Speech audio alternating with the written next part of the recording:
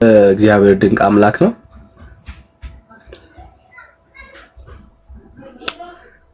ተባረኩ። ጸጋ ይብዛላችሁ። ወዳችኋለሁ። ሼር ይደረግ፣ ኮፒ ሊንክ ይደረግ። አብረን ደግሞ እግዚአብሔር መንግስት እናገለግላለን። ተባረኩልኝ። ጌታ መልካም ነው። ስለዚህ በደንብ ሼር ይደረግ፣ በደንብ ኮፒ ሊንክ ይደረግና ደግሞ ዛሬ የተወሰኑ ሀሳቦችን እናንሸራሽራለን፣ እናወራለን። ጌታ ይረዳናል፣ እግዚአብሔር ያግዘናል። አይ ሆፕ ተባረኩ። በደንብ ሼር ከተደረገ ሰዎች ጋር ይደርሳል። ኮፒ ሊንክ ከተደረገ ታዲያ ቴንኪው። ተባረክ። ፎርጊቨን ጸጋ ይብዛላችሁ። ቅድስና ተባረኩልኝ። ጌታ ኢየሱስ ይባርካችሁ። ሰኒ እያየሁኝ ነበር። ሁላችሁም ተባረኩልኝ። እግዚአብሔር ዘመናችሁን ይባርክ። በብዙ ነገር በአገልግሎት ከኛ ጋር ያላችሁ ሳትታክቱ አብራችሁን የምትሰሩ የተወደዳችሁ ቤተሰቦች ጸጋና ሰላም ይብዛላችሁ። ሩታ ቴንኪው፣ ሊሊ ሁላችሁም ስማችሁንም የጠራውም ያልጠራዎችሁም ወንድሞቼ ጌታ ኢየሱስ ይባርካችሁ። ተባረኩልኝ። ቴንኪው ወዳጆች፣ ጸጋ ይብዛላችሁ። እሺ ቦጋለች ሰላም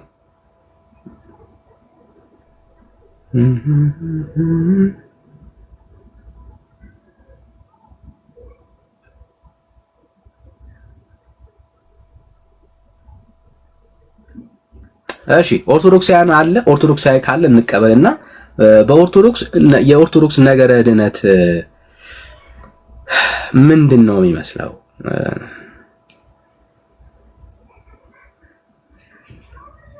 ነገረ ድነት በኦርቶዶክስ ለምን ነው እዚህ ላይ ፎከስ የምታደርጉት ካላችሁ በቃ ይሄ መሰረታዊ ሐሳብ ስለሆነ ነው። ኦኬ አንድ ሰው ጌታን የመከተሉ ሚስጥር ትልቁ ሚስጥር ይሄ ነው።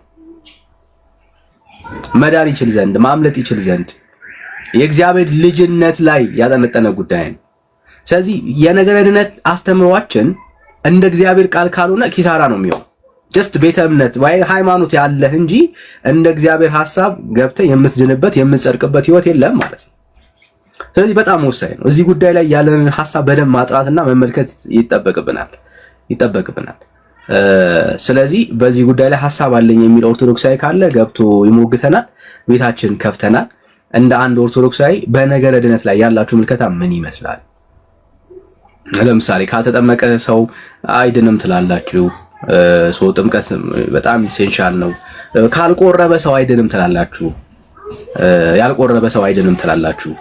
ስለዚህ ቁርባን ለነገረ ድነት በጣም ወሳኝ ነው ትላላችሁ አይደለ? በጣም ብዙ የምታወሯቸው ጉዳዮች አሉ ከነገረ ድነት ጋር የተገናኘ። ስራ ካልሰራ ሰው አይድንም ትላላችሁ። በእምነት ብቻ አይዳንም ትላላችሁ። በክርስቶስ ኢየሱስ ብቻ አይዳንም የሚል አይነት አስተምሮም ያላችሁ አንዳንድ ኦርቶዶክሳውያን አላችሁ። እኛ ዝም ብለን እንደ አንድ ክርስቲያን እንደሚባል ሴት ስናየው በነገረ ድነት ላይ ያላት አንደርስታንዲንግ የኦርቶዶክስ በጣም ግራ የሚያጋባና ወደ መዳን የሚያደርስ ነው ብለው ማሰብ ይከብደናል። ወደ መዳን የሚያደርስ ነው ብለን ማሰብ ይከብደናል። ኦኬ ወደ መዳን የሚያደርስ ነው ብሎ ለማሰብ በጣም ነው የሚከብደን። የኦርቶዶክስ አስተምሮን በመመልከት ነገረ ድነቷን በማየት እንደ እግዚአብሔር ቃል በሆነ ጉዳዮች ላይ ስንመዝነው እውነተኛውን የእግዚአብሔርን ሐሳብ የነገረ ድነት ትምህርት የሚከተል ስለመሆኑ በጣም ያጠራጥራል። ደግሞም ስህተት ነው። አንዳንድ ጉዳዮች ሊትራሊ ስህተት ናቸው። ከእግዚአብሔር ሐሳብ የጎደሉና ሰውን እውነተኛ የሆነውን በእግዚአብሔር ጸጋ የመዳን ተስፋ የሚያስጥለው ጉዳይ ነው። ኢየሱስ ክርስቶስ ያድናል ብሎ የሚያምን ኦርቶዶክሳዊ ካለ መግባት ይችላል። በክርስቶስ ኢየሱስ በማመን የዘላለም ሕይወት አግኝቻለሁ ብሎ የሚያምን ኦርቶዶክሳዊ ካለ መግባት ይችላል። የነገረ ድነቷ መሰረቱ በደንብ ቆሞ ለሚመረምረው ሰው አምኖበት ኢየሱስ ክርስቶስ በሰራው የመስቀሉ ስራ እረፍት እንዲያገኝ የሚያደርግ ትምህርት አይደለም ይመስለናል። አሁን ብዙ ጊዜ ይመስላል አይደል? ግን ቤተክርስቲያኒቷ በነገረ ድነት ላይ በጣም ጎላለች። በጣም ነው የጎደለችው። ከእግዚአብሔር ሐሳብ እርቃለች። ከክርስቶስ ኢየሱስ ይልቅ ከጌታችን ከመድኃኒታችን ከክርስቶስ ኢየሱስ የማዳን ስራ ይልቅ የሌሎች የማዳን ስራ የገነነበት ቤተክርስቲያን ሆነን ነው የምናገኛት። ኦኬ ጸጋውን አስጥለው እምነትን አስጥለው በዚህ በኩል ደግሞ በቅዱሳን ምልጃ በቅዱሳን ቃል ኪዳን ደግሞ ያለ ሥራ የምትድንበት ነገረ ድነት ያላት ቤተክርስቲያን ናት። የክርስቶስ ኢየሱስ የማዳን ሥራ የቀለለባት የቅዱሳንና የጻድቃን ሥራ ደግሞ የከበደባት ቤተክርስቲያን ሆና ታገኛታለህ። በጣም የሚያሳዝን ነው። ባይዘው በክርስቶስ ኢየሱስ የተሰራውን የመስቀል ሥራ ቤዛነቱን አማላጅነቱን ታስጥልህና በዚህ በኩል ደግሞ የጻድቃንን የቅዱሳንን አማላጅነት ታስይዛለች። በጣም ሲሪየስ ነው ጉዳዩ። እና ቆም ብሎ ለሚመረምርና ለሚያይ ሰው አንዳንድ ጉዳዮች በጣም ከባድ ናቸው፣ ሲሪየስ ናቸው። በጣም ሲሪየስ። እንደ እግዚአብሔር ቃል ስትመረምረው ኢየሱስ ክርስቶስን ሆም ብለው የሚያስጥሉ የሚያስተው ነው የሚመስለው። ቀደም አድርጉኝ ማለት ኢየሱስ ክርስቶስን ሊተራሊ ያስጥሉሃል፣ ያስተውሃል። በዚህ በኩል ደግሞ ሌላ የሚያስይዙ የሚያስጨብጡ ደግሞ ሌሎች ነገሮች አሏቸው። እንዳላበዛ እስቲ እናወራን እንነጋገራለን። ማለት ወንድምነት ድምጹን ያሰማን። እንዴት አደርክ ወንድምነት? ሰላም ብለናል። ሰላም ብለንና ሐሳቤን እንቀጥላለሁ። እንዴት ነህ ወንድምነት? ሰላም እንዴት አደራችሁ? እኔ ጋር እንዴት አመሻ ነው? እንዴት አመሽ? እንዴት ናችሁ? ሰላም ብያለሁኝ። ሜሴንጀር ላይ የላኩልህን ሜሴጅ እሱኛውን አርዕስት ያው ሜሴጁን ወገኖች ሰላም ብያለሁኝ። አይ ቲንክ ቅድም ልጄ አንደኛውን ሞባይል እየነካች እንደ ድንገት አይ ቲንክ ያንተ ኖቲፊኬሽን መጥቶ ነካችሁ። እዛ ባባ ብላ ደንግጣ ስትሰጠኝ እኔ ደግሞ የተገባች ብዬ ሳይለካ አንተ ነህ። እነሱን አስተኝቼ መጣሁ ማለት ነው። ልክ እንደገባ ኖቲፊኬሽን መጥቶ ነበር ሌላኛው ሞባይል። ወዲያውኑ ግን እንትን አለችው አወቀችህና ስትነካው ደንግጣ መጣች። ባባ አለችና ሳይ ገብታለች።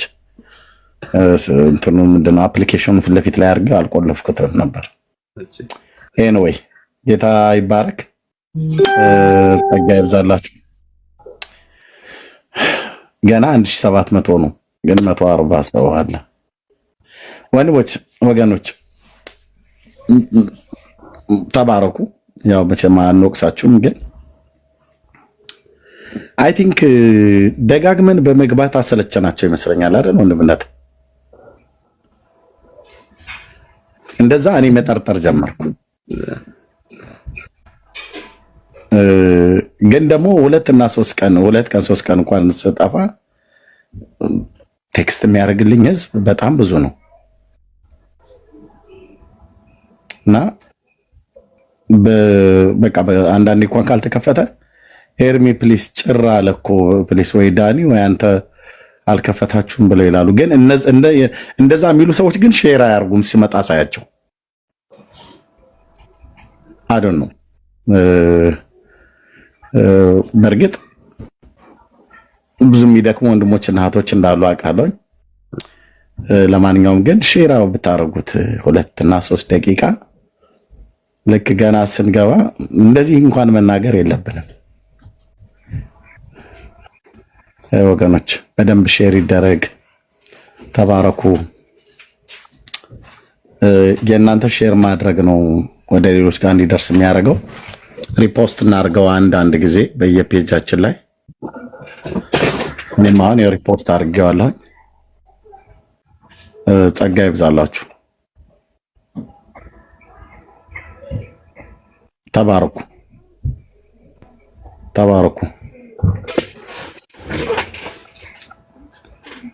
ያ ጸጋ ይብዛላችሁ። ተባረኩ። በደንብ ሪፖስት አንዳንድ ያድርጉት። ከዛ ሼሩ በደንብ ይሄድ እና አገልግሎትን እንቀጥላለን። ጌታ ይባረክ። እግዚአብሔር የሚድኑ ሰዎችን እየሰጠን ስለሆነ ለጌታ ክብር ይሁን። ዛሬ ጌታን ስለተቀበለ ወንድም በጣም ደስ ብሎኛል። ቅድም ላይ እንዲወስን ነግረው ነው ወንድምነት ንስሐ ያስገባው ወንድም ማለት ነው። ብዙዎች እውነትን አውቀዋል። ትላንትና እኮ 4 ሰዎች ጌታን ተቀበሉ። ቴንክ ዩ ሎርድ። በጣም የሚገርመው በኖረው ብዙዎች ነበረ። ብዙዎች ወሰነ። ብዙዎች እኮ እውነትን ተረድተዋል። ወንድምነት ብዙዎች የሰውን ፍርሃት፣ ቤተሰብን ፍርሃት፣ ያው አጠቃላይ ማለት ነው። ባል ሚስትን፣ ሚስት ባሏን፣ ልጆች ወላጆችን፣ ወላጆች ልጆችን በጓደኝነት በምናምን ነገር በመፍራት እንጂ በጣም ኦኬ። ጂሰስ ማይ ሎርድ ኦኬ። ጌታን ተቀበለሽ ነው ወይ ጌታን ተቀበለ ነው? አይደል ነው። ብሩክ እሱ ብሩክ አንዱን እሱ ነበረ ወንድምነት። ኦኬ ባለፈው ሲጽፍልኝ ነበረ ይሄ ወንድም ባልሳሳት አይደል ነው ወይስ ተመሳሳይ ነው አላውቅም። ኤኒዌይ ለእግዚአብሔር ክብር ይሁን። እኛ እዚህ የማናገኛቸው በየቤተ ክርስቲያን ሄደው ከቤተሰቦቻቸው ከዘመዶቻቸው ጋር ጌታን የሚቀበሉ ደግሞ ከሩቅ አገር ስሰማ በጣም ደስ ይለኛል። ይሄ ሁሉ የማን ነው? ከማን ጋር ነው እያገለገልን ያለን? ወንድሞች ናቶች፣ የእናንተ ሁሉ አገልግሎት ነው። እናንተ ሼር ባታደርጉ ኦኬ፣ አንተ ነህ ማለት ነው። እሺ ተባረክ። ብሩክ ነው ስሙ። ጂሰስ ኢዝ ማይ ሎርድ። ቤካ። እሺ ተባረክ። እንኳንም ጌታ ረዳህ። እግዚአብሔር ለህይወት የሚሆን ንስሐን እንኳንም ሰጣችሁ። ያ ተባረኩ። የማትጸጸቱበት ውሳኔ የቱንም ያህል ብንነጋገር ነገረ ድህነት ላይ ዘላለማችሁን የሚወስን ዘላለማችንን የወሰነ በእግዚአብሔር ልጅ በኢየሱስ ክርስቶስ በማመን የሚገኘውን መዳን ካላገኘህ እዚህ ተጨቃጭቀን ተከራክረን ሞግተናችሁ ብዙ ነገር ብላችሁ ብትሉ መጨረሻ ላይ ግን የምታተርፉት ነገር የዘላለምን ህይወት ካልሆነ ወይ ደግሞ ሰው እንዲያተርፍ የምታግዙት ጌታ በሰጣችሁ ጸጋ የዘላለምን ህይወት ካልሆነ በቃ ከንቱ ድካም ነው ማለት ነው። እና ተባረኩ። ለእግዚአብሔር ክብር ይሁን። ኦኬ አሁንም ነገረ ድህነት ላይ ነው የምናወራው። በጣም የሚገርም እያመነታው ነበር ልከፍት ስል ከፈትክ። አረ ወንድም እና እኛ ጋር ከ2 ሰዓት ከሩብ በኋላ ኒው ይር ይገባል።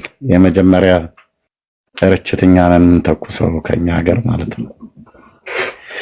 እና ልጆቼም ቆያለሁ ብለው ስላሉ ልገባም ነበርና ስትገባ ደግሞ ደስ አለኝ። ስለዚህ መጣው። ወገኖች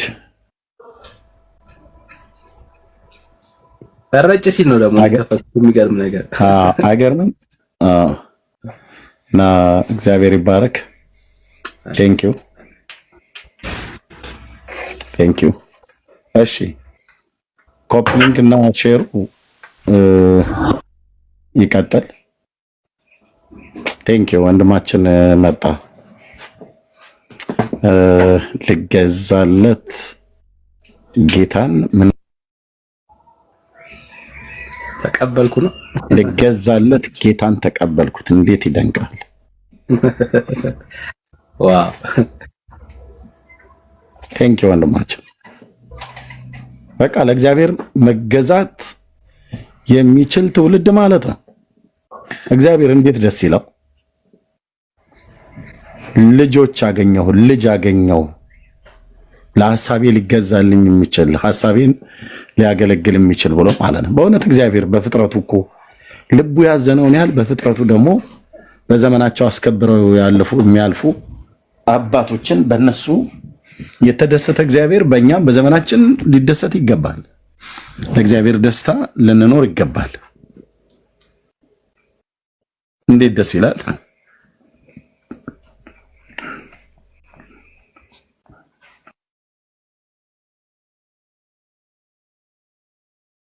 እግዚአብሔር እንደዚህ በወሰነ ትውልድ ላይ ጸጋውን አያፈስም?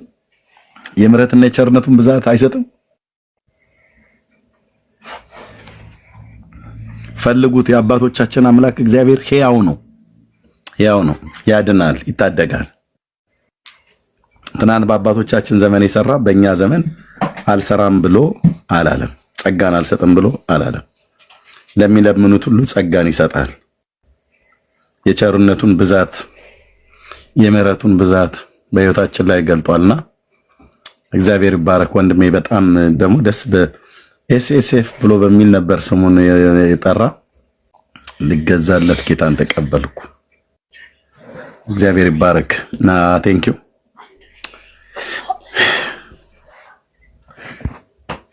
ወገኖች እቺን ለመግቢያነት ልናገር። ነገረ ድህነት ላይ ነው የምናወራው።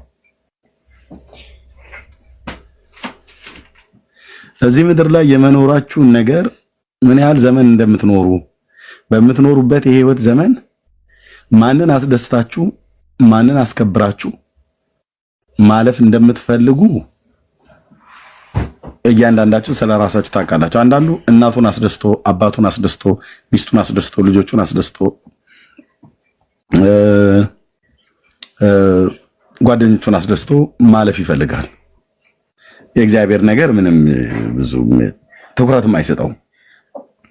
አንዳንዱ ደግሞ እነዚህን አሁን ያልናቸውንም ትውልድንም በሚያስደስት አይነት ህይወት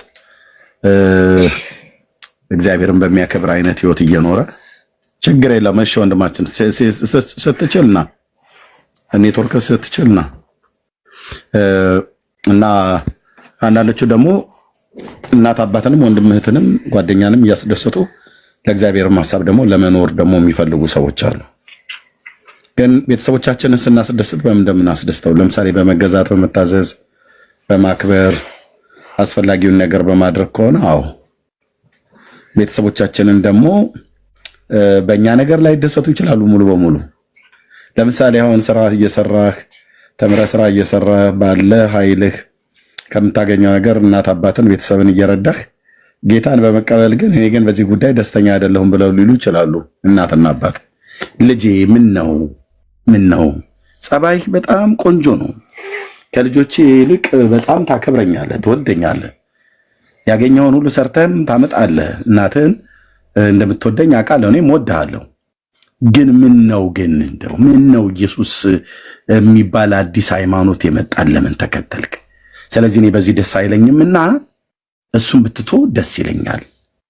እሱን ካልተውከው ግን በዘመኔ ሁሉ አሳዝነኝ ልሞት ነው እና እባክህ ከኔ ከእናትህ የሚበልጥ የለምና ይሄንን የምትለውን አዲሱን መንገድ ብትቶ ይሻላል ብለው ይላሉ እናቶች አባቶች።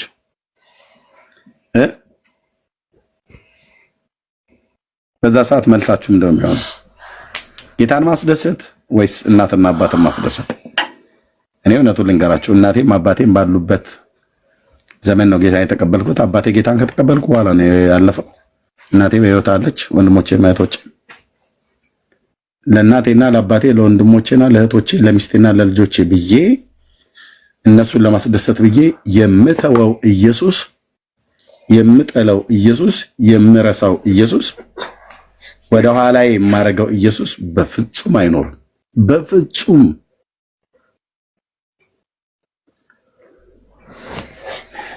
አይኖርም። እውነት ገና ሳስበው ሁሉ ልቤን ያመኛል። እንኳን ላደርገው ቀርታ ልቤን ያመኛል። አይተውም። ኢየሱስ በሚስት አይለወጥም። ኢየሱስ በልጆች አይለወጥም። ኢየሱስ በእናት በአባት አይለወጥም። ኢየሱስ በወንድሞች በእህቶች አይለወጥም። ኢየሱስ በገንዘብ አይለወጥም። ኢየሱስ ክርስቶስ በዝና በዚህ ዓለም ጥቅማ ጥቅም አይለወጥም። ሲገባን እንኖርለታለን እሱ በሰጠን ጸጋ። እንዴት እንደሚወደን እንዴት እንደምንወደው ማለት እንኳን ራሱ ሊከብደን ይችላል። እንዴት እንደሚወደን እኮ ብታውቁ። ጌታ ለዘላለም ስሙ ይባረክ። ስለዚህ ለዚህ ደስታ ልገዛለት ለዚህ ጌታ ልገዛለት ወስኛለሁ፣ ከተለዋለሁ ብሎ ማለት እግዚአብሔር መንፈስ ቅዱስ ይረዳል እና ዘመናችሁ እንዳጨርሱ ለማለት ነው። ጸጋ ይብዛላችሁ።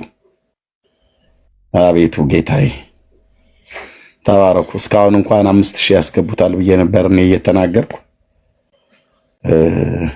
ቴንኪው ተባረኩ። እንታገሳለን። ጸጋ ይብዛላችሁ። እሺ ነገረ ድህነት ላይ ነው ዛሬም የምናወራው። ኦርቶዶክሶች ለምን አልዳኑ?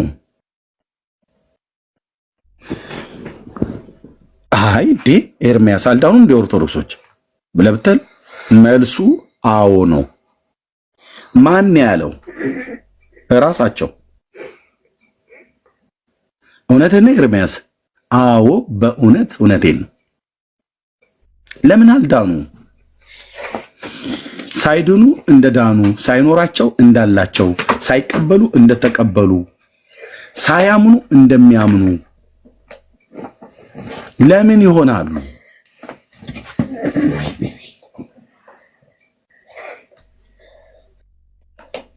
ለምን ይሆናሉ? ሰው ሳይኖረው እንዴት አለኝ ይላል?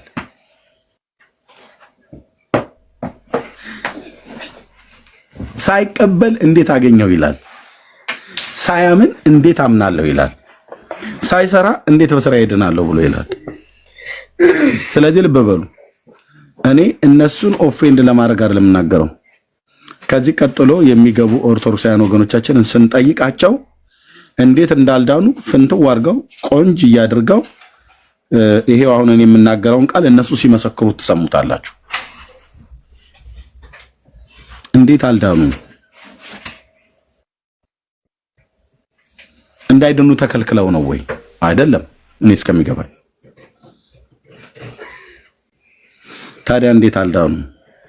ጥያቄያችን ነው። ማራናታ መጥቷል። ለሱ እንስጠው። ከሱ ፊት የቀደሙ ሶሲ አይ ቲንክ ሶሲ በጌታ ተመስኛለሽ። ስምሽንም ሳይ ክርስቶስ ብሎ ስለሚል ጌችም እንደዛው ይመስለኛል። ህይወትም እሺ። ማራናታ አቤት እንዴት ነህ? እግዚአብሔር ይመስገን። አንተ ጌታን ለምን አትቀበልም ወንድሜ? ተቀብያለሁ። ኧረ መቼ? ቀኑ አላቅማ። ቀኑ ይሄ አላስታውስም ቀኑ። ኦኬ። ሐዋርያው ቅዱስ ጴጥሮስን ታውቀዋለህ አይደል? አዎ። ጌታ የት አካባቢ ነው ያገኘው ጴጥሮስን? ያኛው ቦታ አላለበኩም፣ ብዙ አላቅም። ኤርሚ ምን ነበረ ስራው ቅዱስ ጴጥሮስ?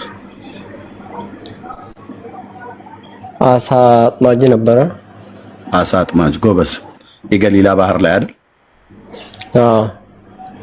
ጌታ ወደሱ የመጣበትን ቀን ያውቀዋል አያውቀውም? አሳ እያጠመደ እያለ ነው አይደል የመጣበት? አዎ። ጀልባው ላይ ነው አይደል ያገኘው? አዎ። ጌታን ወስኖ የተቀበለበት ቀን ያ ቀን ነው አይደል? ያው ትክክል ነው። ተከተለኝ ብሎ ሲለው ሁሉን ትተን ተከተልንህ ብሎ አለው አይደል? አዎ። ያን ቀን ጴጥሮስን አግኝተን ብንጠይቀው ያን ቀን ያስታውሰው አያስታውሰው? ያስታውሳል። የህይወቱ ጅማሬ የዛን ቀን እንደሆነ ያስታውሰዋል አይደል? አዎ። ወንድሙም እንድርያስ እንደዚሁ ሐዋርያው ትክክል ነው። ያዕቆብና ዮሐንስም እንደዚሁ በገሊላ ባህር ላይ አሳ ሲያጠምዱ ነው አይደል ባልንጀሮቼ ያላቸው የዘብዴዎስ ልጆች።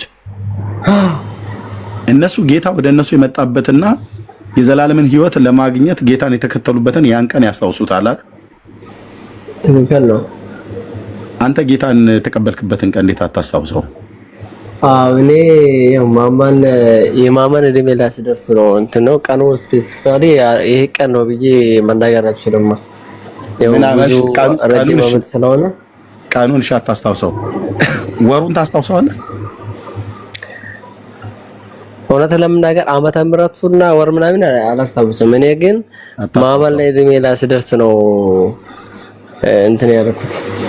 እሺ የማመን እድሜህን ታስታውሰዋለህ? አዎ ቢያንስ ወደ 15 አካባቢ 15 ዓመት እድሜ ላይ ሆነ። ከዛ ጊዜ ጀምሮ ነው የዳንከው አይደለም?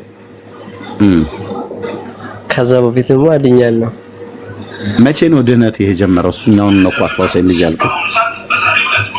ድህነቴማ ያው ከመጀመሪያ ጀምሮ ነው። ሲወለድ በ40 ቀን ጀምሮ ነው። ስለዚህ አሁን አስታወስከው ማለት ነው ቀኑ? አይደለም እኔ ማለት ድህነት የጀመረ በ40 ቀን ነው። እኔ ሳውቅ ነው። በመድኃኒዓለም አንከራተትከኝ እኮ ማራናት። ገና በመግቢያ በቃ አሰቃየኝ በማንከራተት። አይደለም ማለት ምን እንደፈለኩት ታውቃለህ ኤርሚ? ልጆቹ ዳኑም አልዳኑም አይባልም አይደለ? እኔ ስለ ልጆች አላወራሁም። ስለዚህ እኔ በ40 ቀን ቢያንስ እስከ 7 ዓመት ምናምን ልጅ ስለነበርኩ ድኛለሁ የዳንኩ ሰው ነኝ ብዬ ነው ማምነው። ለዛ እኮ ነው በ40 ቀን የሚልክ። ስለዚህ መዳንህን የጀመረው በ40 ቀንህ ነው ማለት ነው። የ40 ቀን ልጅ ስትሆን ነው መዳንህ የጀመረው። ያው ሲወለድ ጀምሮ ነው ኖርማል ሲወለድ ጀምሮ ነው። እኔ ያው በ40 ቀን ስትወለድ አካል ሊሆን እንጂ የጌታ አካል ሊሆን እንጂ ድነህ ነው የተወለድከው? እኔ አይደለም። አይ ኖርማሊ ሲወለድ ሰው ዳኔ አልዳኔ ይባላል እንዴ? ታዲያ ሲወለድ ጀምሮ ነው እኮ አልከኝ። ማራናታ መዳን የጀመረው ጋር ነው። በ40 ቀን ነው የዳንከው ወይስ ከ40 ቀን በፊት ገና ከእናትህ ማህፀን ሁሉ ስትወጣ ድነህ ነው የተወለድከው? ይሄ ግራ አጋባኝ እኮ እንዴት ብዬ ልመለስልህ? ያው በደንብ ነው የምትመልስልኝ። መዳንህ የጀመረው 40 ቀንህ ላይ ነው ወይስ ከእናትህ ማህፀን ስትወጣ ራሱ ድነህ የተወለድክ ልጅ ነህ? እኔ ልጆቹ የዳኑ ናቸው ብዬ ስለማምን የልጅነቴ ጊዜ አይኔ በዚህ ቀን ነው የዳንኩት ማመን እንደዛ ማለት ይከብደኛል። እኔ ግን በ40 ቀን ስጠመቅ የክርስቶስን አካል ሆንኩ ማለት ነው። ከክርስቶስ ጋር ሆንኩ ማለት ነው። ስለዚህ በ40 ቀን ስትጠመቅ ነው የዳንከው ማለት ነው።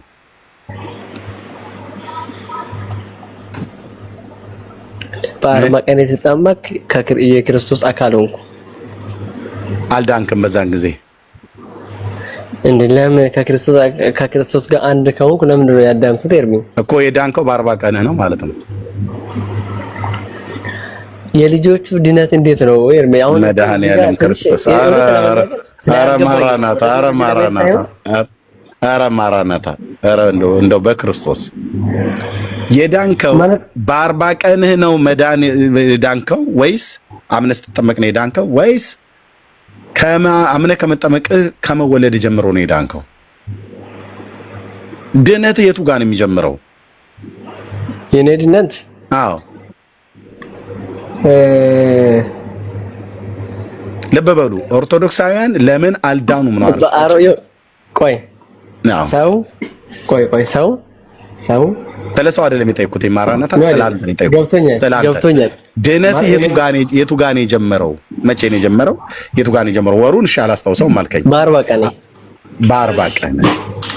ስለዚህ የዳንከው በ40 ቀንህ ነው ማለት ነው አይደል?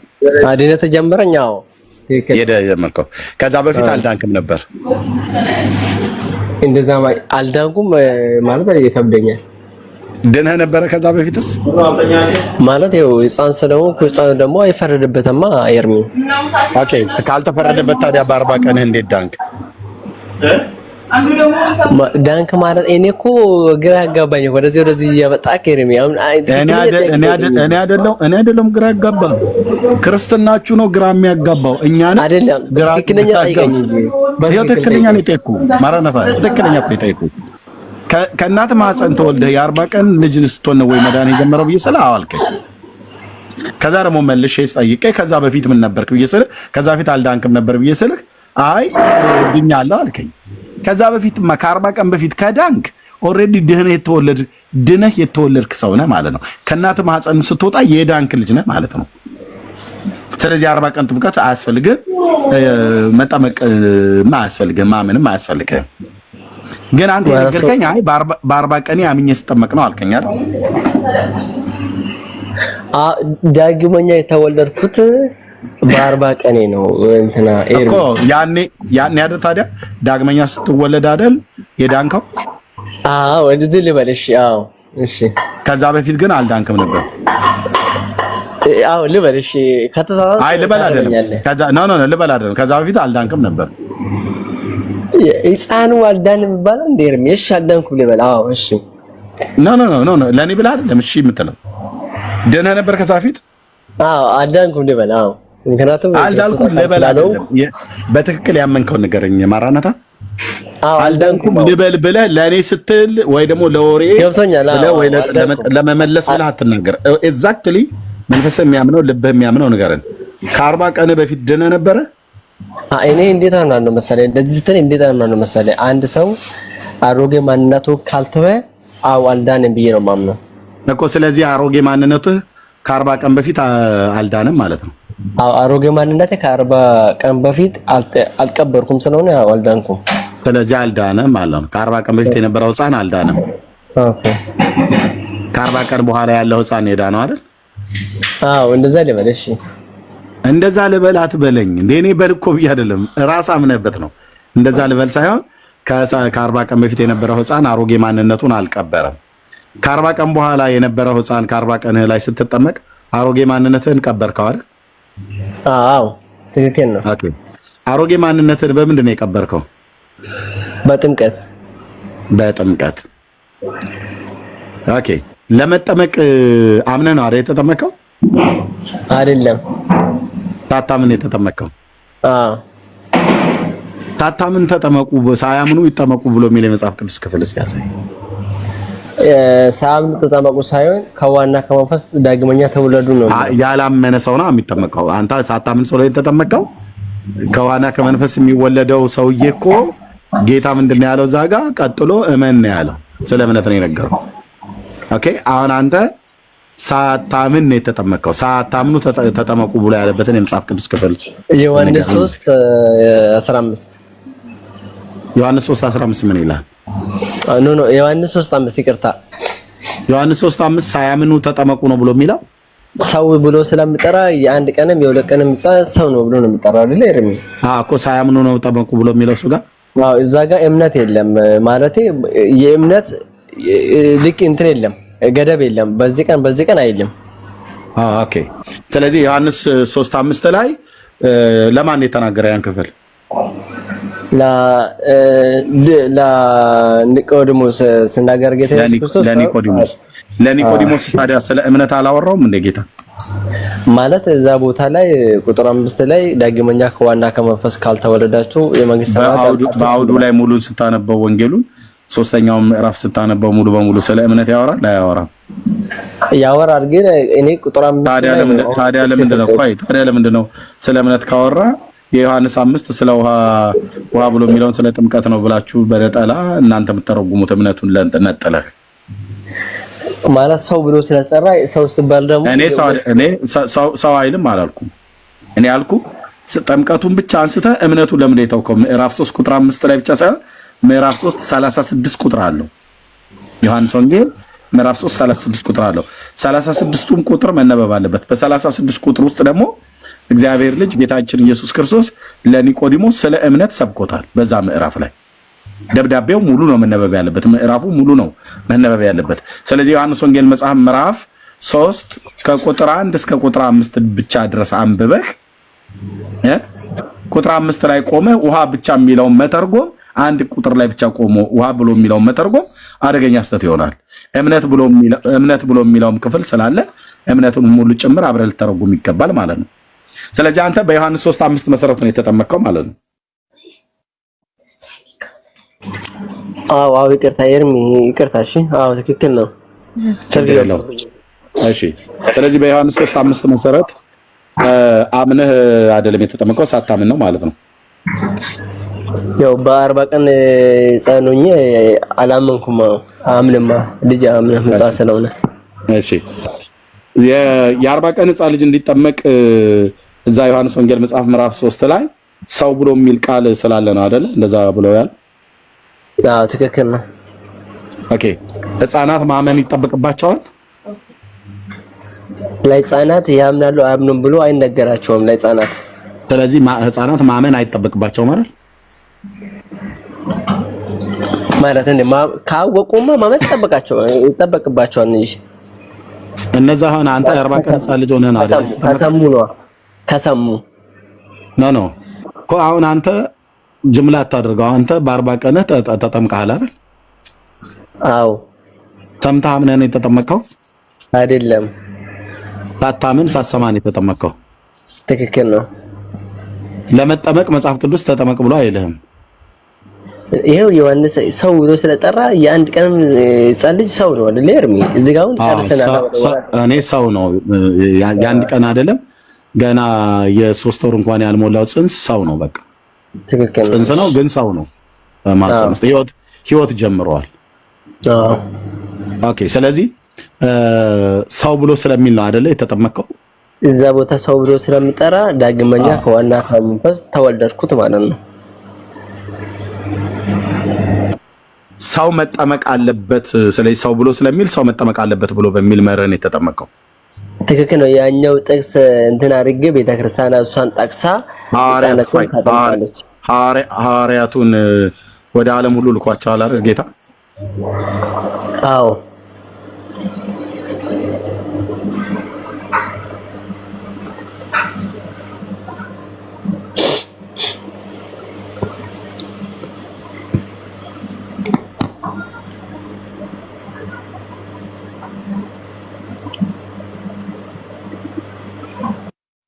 እሺ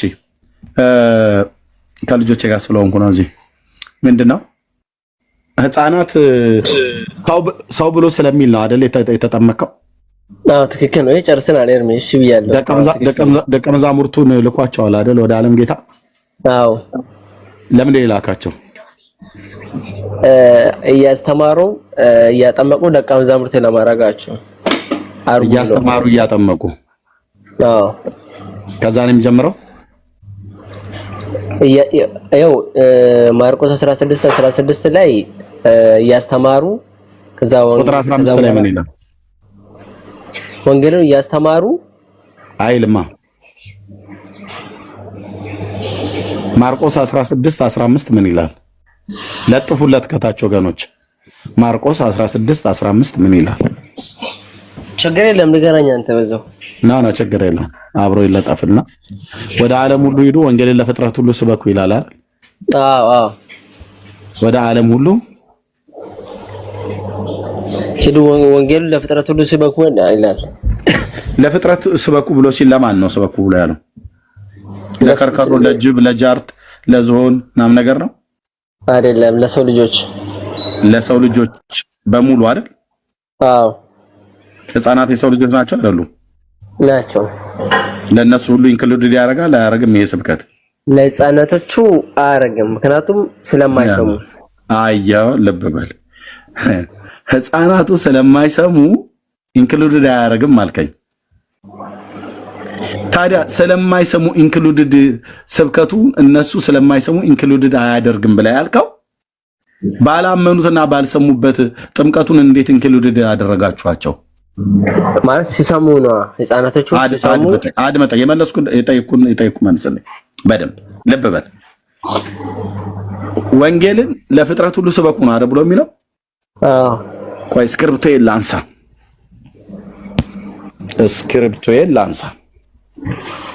ትሻላለች ወንድምነት ልልህ ነበር። አዎ ወንድምነት ልብ በሉ። አሁን የዘመናት ጥያቄ ይሆንብሃል ወይ ለዘመናት ጥያቄ ይሆንብህ፣ መንፈስ ቅዱስ ይረዳሃል። ልብ በሉ እዚህ ያላችሁ ሰዎች ሁሉ ታዘቡ።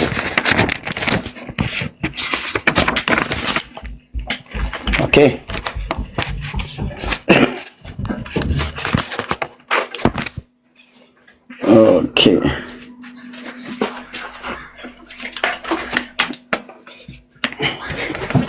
ጠይቀኝ ጥያቄም ብቻ ግልጽ እያደረከኝ ኤርሚ።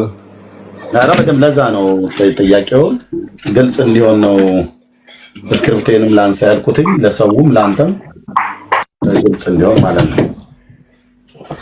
ኦኬ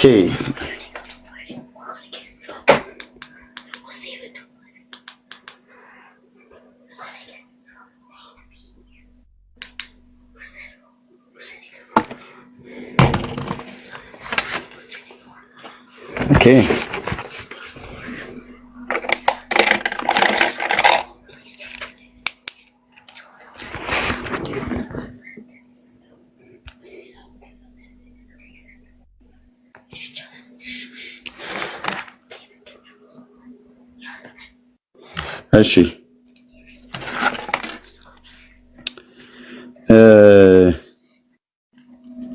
ህፃናት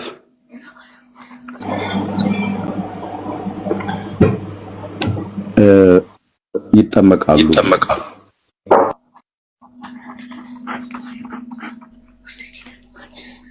አልከኝ። ይጠመቃሉ አልከኝ።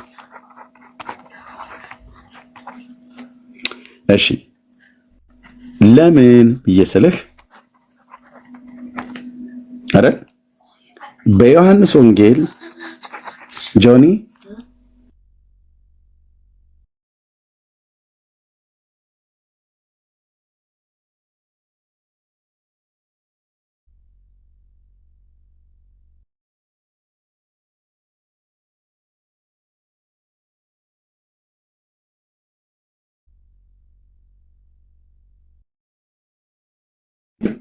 በዮሐንስ ወንጌል መጽሐፍ ምዕራፍ 3 ቁጥር 5 ላይ ያለውን ቃል ጠቀስክልኝ። ኦኬ ሕፃናት ይጠመቃሉ አልከኝ።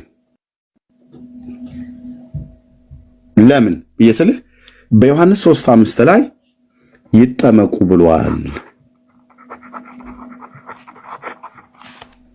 ብለዋል አልከኝ ጌታ ማለት ነው። ሕፃናት ብሎ የሚል ዮሐንስ ወንጌል መጽሐፍ ምዕራፍ 3 ላይ ያለው ያልኩ ሕፃናት የሚል አለ ወይ ብዬ ስልህ የሚል አለ የኔ ጥያቄ ነበር። አይ የለም ሰው የሚል አለ አልከኝ። ሰው ስለሚል ሕፃናት ሰዎች ናቸውና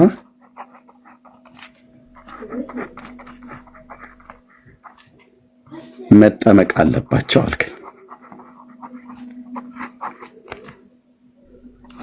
አለባቸው ምን ስለሆኑ? ሰው ስለሆኑ። እሺ የኔ ጥያቄ ቀጥዬ ምን ነበረ? ጌታ ሐዋርያቱን አልኩ። ጌታ ሐዋርያቱን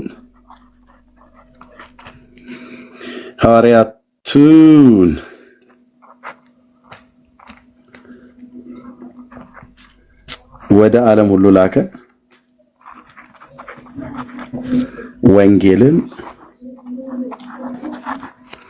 ለፍጥረት ስበኩ አላቸው። ፍጥረት ብሎ የሚለው ማን ነው ብዬ ስልህ ለከርከሮ ለጅቡ ነው ወይ ብዬ ስልህ እዚህ ጋር ለጅብ ለከርከሮ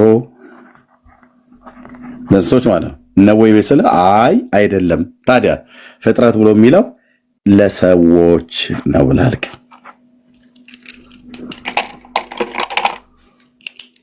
ኦኬ አይ አይደለም ለነኚህ ሳይሆን ለነከርከሮና ለጅብ ሳይሆን ስበኩ ያለው ለሰዎች ነው አልከኝ። ለሰዎች ሁሉ አልከኝ። ኦኬ ምን እንደሚሰበክላቸው ለሰዎች ሁሉ ወንጌል ማለት ነው። ወንጌል የሚሰበክላቸው ኦኬ። በዮሐንስ ወንጌል መጽሐፍ ምዕራፍ 3 ላይ ሰው ብሎ ስለሚል ሰውን ሁሉ ይጠመቁ ብሏልና ጌታ ሕፃናት ሰዎች ስለሆኑ መጠመቅ አለባቸው ብሎ የሚለውን መስፈርት ነው ያነሳው። ኦኬ ጥሩ። ሰዎች ሁሉ እንዲጠመቁ በዮሐንስ ወንጌል መጽሐፍ ምዕራፍ 3 ላይ ጌታ አላዘዘም። ለበበሉ ይሄ እኔ ነው፣ እሱ አልተናገረም። ጌታ አላዘዘም። ይሄ የኔ ነው። ይሄ እችን የተናገርኩት እኔ ነኝ። በኋላ ስመለስ ይሄ የኔ ነው፣ የእኔ ነው። ያንተ አይደለም፣ የኔ ንግግር። ጌታ አላዘዘም ያልኩት እኔ ነኝ። በዮሐንስ 3 መሰረት በዮሐንስ 3:5 መሰረት ላይ ጌታ አላዘዘም። በዚህ ክፍል መሰረት ሰው ሁሉ ይጠመቁ ብሎ አላዘዘም። ሕፃናት ሰዎች ናቸውና አጥምቁም ብሎ አላዘዘም። ይሄ እኔ ነው አላዘዘም ብያልኩትኝ። ያንተን አሳይተኸኛል ሰው ሁሉ ብሎ ስለሚል። ኦኬ ስለዚህ ሰው ብሎ በሚለው መስፈርት ነው በዮሐንስ ወንጌል መጽሐፍ ምዕራፍ 3 ቁጥር 5 ላይ ያነበባችሁት። የጌታ ትእዛዝ ደግሞ እዚሁ በዮሐንስ ወንጌል ላይ ያለውን ከጥምቀት ጋር በተገናኘ አንተው ራስህ የማርቆስ ወንጌል መጽሐፍ ምዕራፍ ማርቆስ 16:16ን ስጠቅስ እኔ ደግሞ ቁጥር 15 ላይ ያለውን ከፍ ብዬ ቁጥር 15 ላይ ያለውን ወደ ዓለም ሁሉ ሂዱ ወንጌልን ለፍጥረት ሁሉ ስበኩ ብሎ የሚለው አለ ብያልኩ። አዎ አለ አልከኝ። ስለዚህ ጌታ አስቀድሞ እዚህ ቁጥር 15 ላይ ስበኩ ይላል። ምንን? ወንጌልን ለማ ለፍጥረት ሁሉ። እዚህ ጋር ሁሉ ብሎ የሚለውን ጨምር። ለፍጥረት ሁሉ ማለት ፍጥረት ሁሉ ማለት ለከርከሮ ለጅብ አይደለም። ታዲያ ለሰዎች ሁሉ ብላልከኝ፣ ኦኬ ለፍጥረት ሁሉ ስበኩ ብሏል። ከሰበኩ በኋላ ያምናሉ ሰዎች። ከዛስ ከሰበኩ በኋላ ሰዎች ስለሚያምኑ ያመነ የተጠመቀም ይድናል አለ ጌታ። አሁን መልስልኝ ብራዘር እና ጌታ በማርቆስ ወንጌል መጽሐፍ ምዕራፍ 16 ቆይ ይቅርታ ካለመሰለህ በፊት ለኔም ጻፍልኛ ጥቅስ ቆይ የጻፍኩልህ ዮሐንስ 3:5 እንኳን እሱ ሳይሆን ማርቆስ 16 ነው አንተ እኮ ነው የጠቀስከው። አደራርባ ሁለቱን ጨርሰህ ንገረህ። እሺ በአብ በወልድ በመንፈስ ቅዱስ እያጠመቃችሁ ደቀ መዛሙርት ያድርጉ የሚላል እሱም ጻፍልኝ። እሺ ማቴዎስ 28 18 ከ18 ወይ ደግሞ ከ19 ከ18 እስከ 20 ማለት ነው። ጽፌልሃለሁ። እነኛ አንተ ናቸው የጠቀስካቸው በሙሉ ጥቅሶቹ። ኦኬ። ስለዚህ የማርቆስ ወንጌል ላይ ነው ያለሁት። ሰው ሁሉ ብሎ በሚለው ይጠመቁ ብሎ የሚለው ዮሐንስ ወንጌል መጽሐፍ ምዕራፍ 3 ላይ አልከኝ። ማርቆስ 16ም ላይ ያለውን ስታመጣ ቁጥር 16ን ያመነ የተጠመቀም ይድናል ብሎ የሚለውን ቃል ልታመጣ ስትል ከፍ ብለህ ቁጥር 15 ላይ ፖስት አድርጉለት ብዬ ስል አይ ንገረኝ አንተ በቃል አምናለሁ ብለህ ስትለኝ ነገርኩ። ኦኬ ታውቀዋለህ አንተም ቃሉን። ቁጥር 15 ላይ ወንጌል ለፍጥረት ሁሉ ስበኩ ይላል። ኦኬ ጌታ በዚህ በማርቆስ ወንጌል መጽሐፍ ምዕራፍ 16 ቁጥር 16 ላይ ምን ያለውን ሰው ነው አጥምቆ ያለው? መልስልኝ። ያመነውን ሰው የሚያምነው ምን ሲሰማ ነው? ወንጌል ሲሰማ።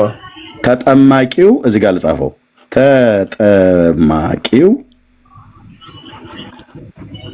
ተጠማቂው ሰው ምን ሰምቶ ነው የሚያምነው? የኔ ጥያቄ ነው። ምንድነው ያልከኝ? ምን ሰምቶ? ተጠማቂው ሰው ምን ሰምቶ ነው የሚያምነው? ወንጌል። ቴንክ ዩ። ወንጌል የሰማውን ሰው ነው አይደል አጥምቆ ያለው? አዎ በማርቆስ 16 ወንጌል የሰማውን ሰው አጥምቆ አለ። ትክክል ነው። እሺ ወንጌል ሰምቶ ያመነውን ሰው ነው አጥምቆ ያለው አይደል? ልክ ነው። ወንጌልን ሳይሰማ ሰውን አጥምቁ ብሏል ጌታ በማርቆስ 16 አላለም። በማርቆስ ወንጌል መጽሐፍ ምዕራፍ 16 ወንጌልን ሰው ሳይሰማ አጥምቁ ብሎ ጌታ አላለም። በዮሐንስ ወንጌል ግን ወንጌልን ሳይሰማ ሰውን አጥምቁ ብሏል አይደል? ወንጌል ሳይሰማ ሰው ብሎ ስለጠራ የአንድ ቀን ሕፃን ሰው ብላ ስለምጠራ የአንድ ቀን ሕፃን ደግሞ አሰማም። ኦኬ እንደዚህ ላድርገው። አሁን በዮሐንስ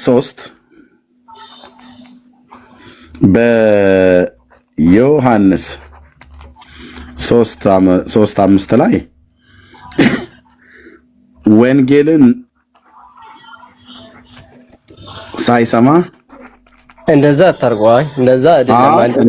በደንብ ሰው ነው የሚለው። ለአንተ እንደሚመች ለበበል አይመለከተም። እኔ ቃሉ ላይ ሰው የሚል ስላለ ሰው ነው። ሕፃናት ሰው ናቸው ብለኛል። በሰው ነው የሚይዘው። ልብበል ነው። እኔ አላፋለስኩም። በደንብ ይገባሃል። በደንብ እየገባህም ነው። በዮሐንስ 3:5 ወንጌልን ሳይሰማ ሰውን አጥምቁ ብሎናል ብለሃል። ብሎናል ብለናል። ጌታ ነው ያላቸው። ልብ በሉ እሺ። በማርቆስ 16 በማቴዎስ ቅድም ባለው ማለት ነው 28 ከ19 እስከ 20 እዚህ ደግሞ ወንጌልን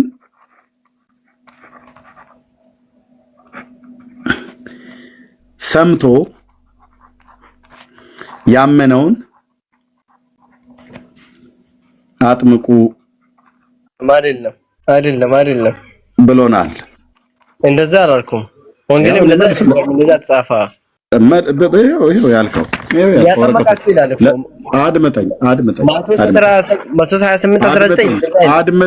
አድምጠኝ ብራዘር፣ እኔ ለዚህ ነው የምንጽፈው። አድምጠኝ። አሁን ያልከውን እንዴት እንደረሳው ለዚህ ነው ወረቀት የያዘው አይለቅም የምለው። ለዚህ ነው የምንጽፈው። ቢያደክመንም እንጽፈዋለን። ኦኬ። በማርቆስ ወንጌል መጽሐፍ ምዕራፍ 16 ቁጥር 16 ላይ ያመነ የተጠመቀ ይድናል ብሎ የሚለውን ተጠማቂው ሰው ማመን ምን ሰምቶ ነው የሚያምነው ብዬ ስልህ ወንጌል አልከኝ። ኦኬ። ወንጌል ሰምቶ ያመነውን ሰው ነው አጥምቁ ያለው ብዬ ስልህ አዎ አልከኝ። ስለዚህ በማርቆስ ወንጌል መጽሐፍ ምዕራፍ 16 ላይ ወንጌል ሰምቶ ያመነውን ሰው ነው አጥምቁ ያለን ብለህ መስክረህልኝ ጽፌያለሁ። አሁን እዚህ ጋር አምጥቼ ስጽፈው ኖ አትበለኝ። አይደለም የማቴዎስ እኮ ነው አልኩት እኮ ይሄ የማርቆስ ነው የጻፍኩት። የማቴዎስን ከፈለክ በነጠላ ንገረኝ። እኔ አሁን የማርቆስ 16 ነው እዚህ ጋር የተናገርኩት። የማቴዎስን ንገረኝ። እያጠመቃቻችሁ ደቀ መዛሙርት ያድርጉ ያለ እያጠመቃችሁ ያስተማራችሁ ደቀ መዛሙርት ጥምቀት ይቀድማል ላይ ኦኬ። የማቴዎስ 28 እንደዛ ነው መናገር ያለብህ። ማራናታይ ከቁጥር 20 ጀምሮ ከ19 እስከ 20 በዚህ ክፍል ላይ እያጠመቃችሁ ጥምቀት ነው የሚቀድመው። አዎ በአብ በወልድ እያጠመቃቻችሁ ይላል። በአብ በወልድ እሺ፣ ልብ በሉ። በዚህ ክፍል ላይ ያለ ነው ወንድማችን ክፍል ላይ ጥምቀት ይቀድማል ነው አይደል ያልከኝ? ጥምቀት መጀመሪያ ላይ ነው ያለው። እያጠመቃችሁ እያጠመቃችሁ። ስለዚህ ጥምቀት ይቀድማል ምክንያቱም መጀመሪያ ላይ ነው ያለው ብለኛል። መጀመሪያ ላይ አጥምቁ ብሎ ስላለን ብለን ኦኬ። የማቴዎስ ወንጌል መጽሐፍ ምዕራፍ 28 ላይ ጥምቀት አጥምቁ ብሎ ስላለ ስብከት አይቀድምም እያልከኝ ነው አይደል? መጀመሪያ ያጠምቃሉ፣ ከዛ በኋላ ያስተምራሉ፣ ከዛ ደቀ መዛሙርት ያደርጋሉ ማለት ነው። ጥያቄ ነው ያልኩት። ስብከት አይቀድምም እያልከኝ ነው አይደል? አዎ ወንጌሉ እንደዛ ይላል። ኦኬ ስብከት አይቀድምም አይደል? እየሰላው አዎ ብሏል። ልብ በሉ። ልክ ነኝ ማራናታ? አዎ 19 ላይ ትክክል ነው። ስብከት አይቀድምም አዎ ብለኸኛል። ቴንክ ዩ። እሺ የሚቀድመው ጥምቀት ነው አይደል?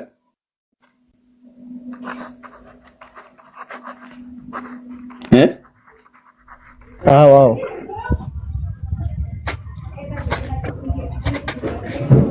ኦኬ ጥምቀት ነው እየጠየኩ አዎ ነው ያልከኝ ለቴ ማለት ነው። እሺ አሁን ጥያቄ የምጠይቀህ የማርቆስ ወንጌል መጽሐፍ ምዕራፍ 16 ላይ ወንጌል ስብከት ይቀድማል አይደል? ትክክል ነው። የወንጌል ስብከት ይቀድማል።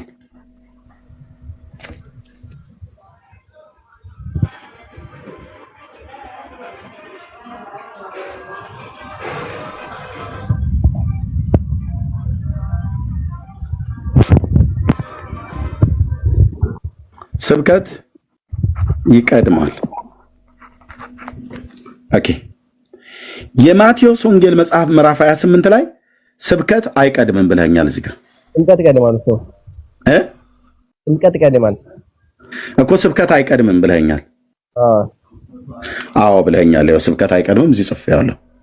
እሺ ጌታችን ኢየሱስ ክርስቶስ በማርቆስ ወንጌል 16 ስብከት አስቀድሙ፣ በማቴዎስ 28 ግን ስብከትን እንዳታስቀድሙ ጥምቀትን አስቀድሙ ብሏል እያልከኝ ነው። ወንጌሉ በማቴዎስ ድምጽ ታፍኗል። ማራናታ ድምጽ ታፍኗል። ንገራው ወንጌሉ ድምጽ ታፍኗል። እሺ አሁን አይሰማም? አሁን ይሰማል። ወንጌሉ በማቴዎስ 28:19 ላይ እያጠመቃቻቸው እያስተማራችሁ ስለማ ነገርከኝ እኮ የነገርከኝ እሱን ስለነገርከኝ እያልኩን ባጭር እንድታረገው እዛ ቦታ ጥምቀት ቀድማል። አዎ ስለዚህ በማርቆስ 16 መሰረት ወንጌል ስብከት ይቀድማል አልከኝ አይደል? ወንጌል ይቀድማል። እሱ ሰው መስማት አለ። ወንጌል ስብከት ይቀድማል አልከኝ። በማቴዎስ 28:19 ግን ስብከት አይቀድምም። ምንድን ነው የሚቀድመው አልከኝ? የሚቀድመው ጥምቀት ነው አልከኝ። አዎ ብለኸኛል። ጥያቄ እኔ አሁን አንድ ነው። በቃ አሁን በደንብ ለይታልኛል። ኦኬ ጌታችን ሐዋርያቱን እንዲያጠምቁ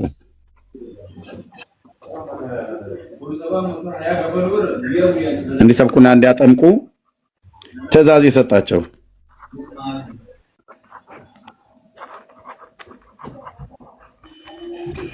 ስንት ጊዜ ነው? 2 ጊዜ ለበላይ ስለማለቅ 2 ጊዜ ነው። እኔ የማርቆስና የማቴዎስ ብቻ ስላየ ነው 2 ጊዜ ያልኩት። ሌላ ቦታ ካለ አላውቅም። በበኩሌ ነው 2 ጊዜ አይደል? 2 ጊዜ ቴንክ ዩ ኦኬ 2 ጊዜ። ይሄን 2 ጊዜ ትእዛዝ የሰጣቸው መቼ ነው? መቼ ነው ማለት ጊዜው ከሙታን ከተነሳ በኋላ ነው ወይስ ሳይነሳ በፊት ነው? ከሙታን ከተነሳ በኋላ ነው። ኦኬ 2 ጊዜ ትእዛዝ የሰጣቸው በብሉይ ኪዳን አይደለ? በአዲስ ኪዳን አይደለ? ትእዛዝ የሰጣቸው ጌታ ማለት ነው ለሐዋርያቱ። በአዲስ ኪዳን ነው። ከሙታን ከተነሳ በኋላ ነው። ጥያቄ ጠይቀኝ፣ በቀጥታ ጥያቄ ጠይቀኝ። ኤርሚ ይሄው እኮ ከሙታን ከተነሳ በኋላ ነው እኮ አልከኝ። ይሄ ብሳሳትም እችላለሁ። እዚህ ቦታ ከተሳሳትኩም ይቅርታ። ቀጥታ የምትፈልገው ጥያቄ ጠይቀኝ። ነው ከሙታን ከተነሳ በኋላ ነው አልከኝ። ልክ ነህ እኮ በቃ ከሙታን ከተነሳ በኋላ ነው። እሺ አሁን የምጠይቅህ ማርቆስ ወንጌል መጽሐፍ ምዕራፍ 16 ቁጥር 16 ላይ ወንጌልን መስበክ አስቀድሞ አላቸው። ማቴዎስ ወንጌል መጽሐፍ ምዕራፍ 28 ቁጥር 19 እስከ 20 ስብከትን እንዳታስቀድሙ ጥምቀትን አስቀድሙ አላቸው አይደል? እንዳታስቀድሙ ሳይሆን እያጠመቃችሁ ይላል እኮ። አስቀድሞ ያላቸው እዚህ ጋር እኮ አጽፈኛል። ያው የሚቀድመው ጥምቀት ነው ብዬ ቆይ የሚቀድመው የጻፍኩት ልብ በል። ቀድሜ የተናገርኩት ነው የጻፍኩት። ስብከት አይቀድምም። በማቴዎስ 28:19 ላይ ስብከት አይቀድምም የስለ አልከኝ። የሚቀድመው ጥምቀት ነው በማቴዎስ ወንጌል መጽሐፍ ምዕራፍ 28 ቁጥር 19 የስለ ነው ያልከኝ ሁለቴ ማለት ነው።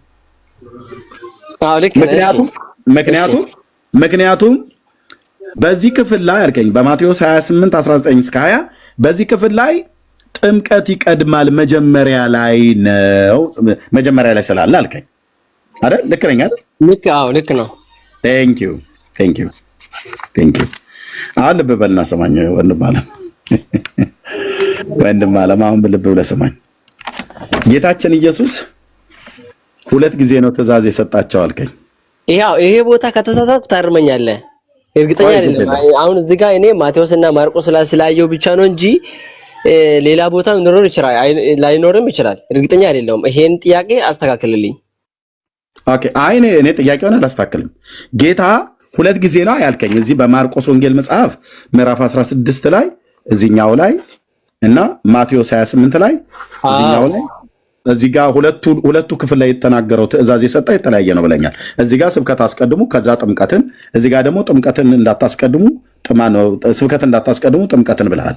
እዚህ ጋር ጥምቀት ይቀድማል፣ እዚህ ጋር ስብከት ይቀድማል ያልከው አንተ ነህ። ትክክል ነው። እሺ አሁን እኔ ቀጥታ የምጠይቅህ ቴንክ ዩ ሐዋርያቱ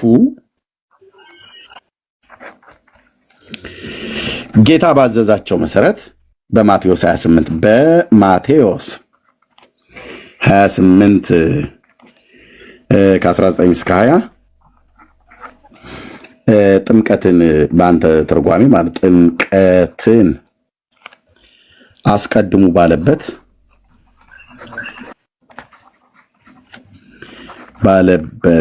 መሰረት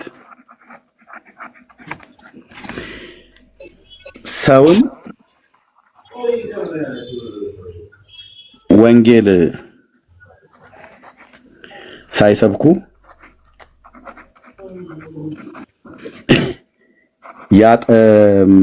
ያጠመቁትን ሰው ንገረኝ። ለጊዜው ማስረጃ የለኝም። ማስረጃ ለምን እኔ ቤተክርስቲያኔ በዚህ ጥቅስ አንስታ እኔን አስተማረች፣ እኔ እንደዛ ነው ተጠመቅኩት እያልኩ ነው እንጂ ጥያቄን ሳልጨርሰው መልሱ ከቻለላ እንደዚህ ታጥኖ ተቀሽሮ እንደሚባለው ነው አይደለም። በያዋራት ለበጠይቀኛ ማስረጃ የለኝም። አለቀ ጫወታው። ወደ ቤታችን መበተን ያለብን እያንዳንዱ ቆይ ጥያቄ እኮ እየጠየቅን ነው። ልብ በል እንቀጥላለን።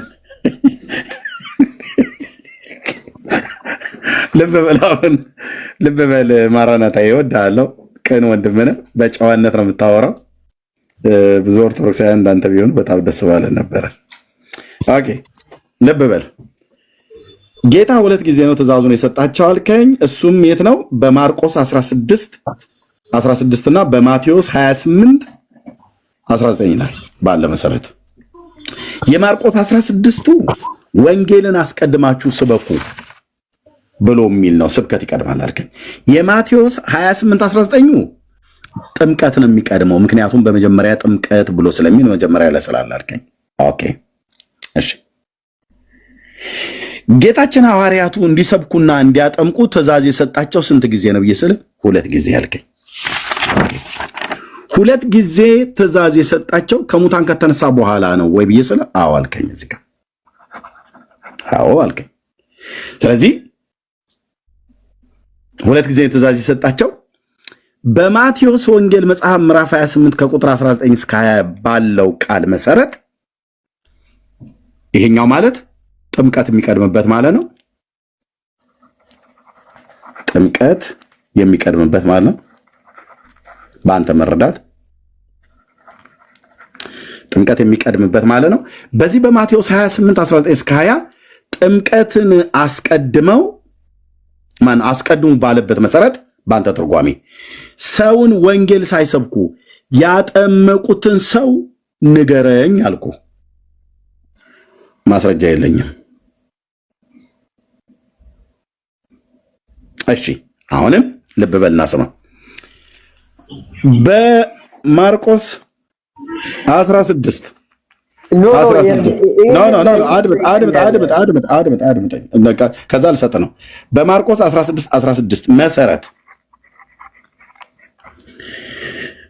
አስቀድመው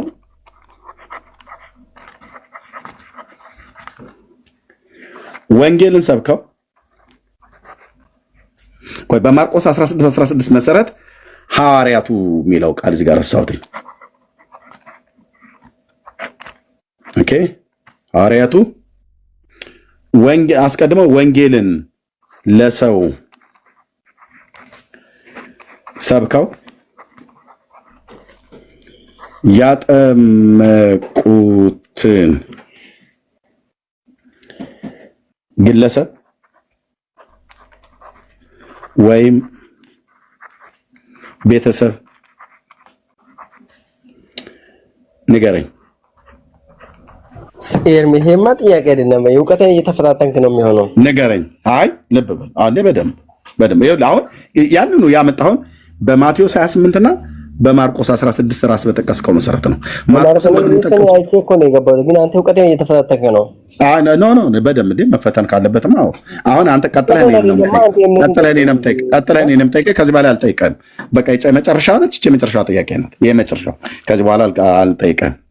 የምጠይቀህ አሁን ያንኑ በማርቆስ 16 መሰረት ሐዋርያቱ አስቀድሞ በማርቆስ 16 ቁጥር 15 ላይ ወንጌልን ስበኩ ብሎ ስለሚል ማለት ነው ቅድም የነገርከኝ። ስለዚህ በማርቆስ 16 ከ15 እስከ 16 መሰረት ሐዋርያቱ አስቀድመው ወንጌልን ለሰው ሰብከው ያጠመቁትን ግለሰብ ወይንም ቤተሰብ ንገረኝ አልኩ። አንድ ስጠኝ መረጃ። ለምሳሌ የሊዲያ ቤተሰቦች ተጠመቁ አይደለ? ጎበዝ። ከቤተሰብ የሊዲያ ኦኬ፣ እኔ ላግዝህ። የቆርኔሌዎስ ኦኬ፣ የወህኒው ጠባቂ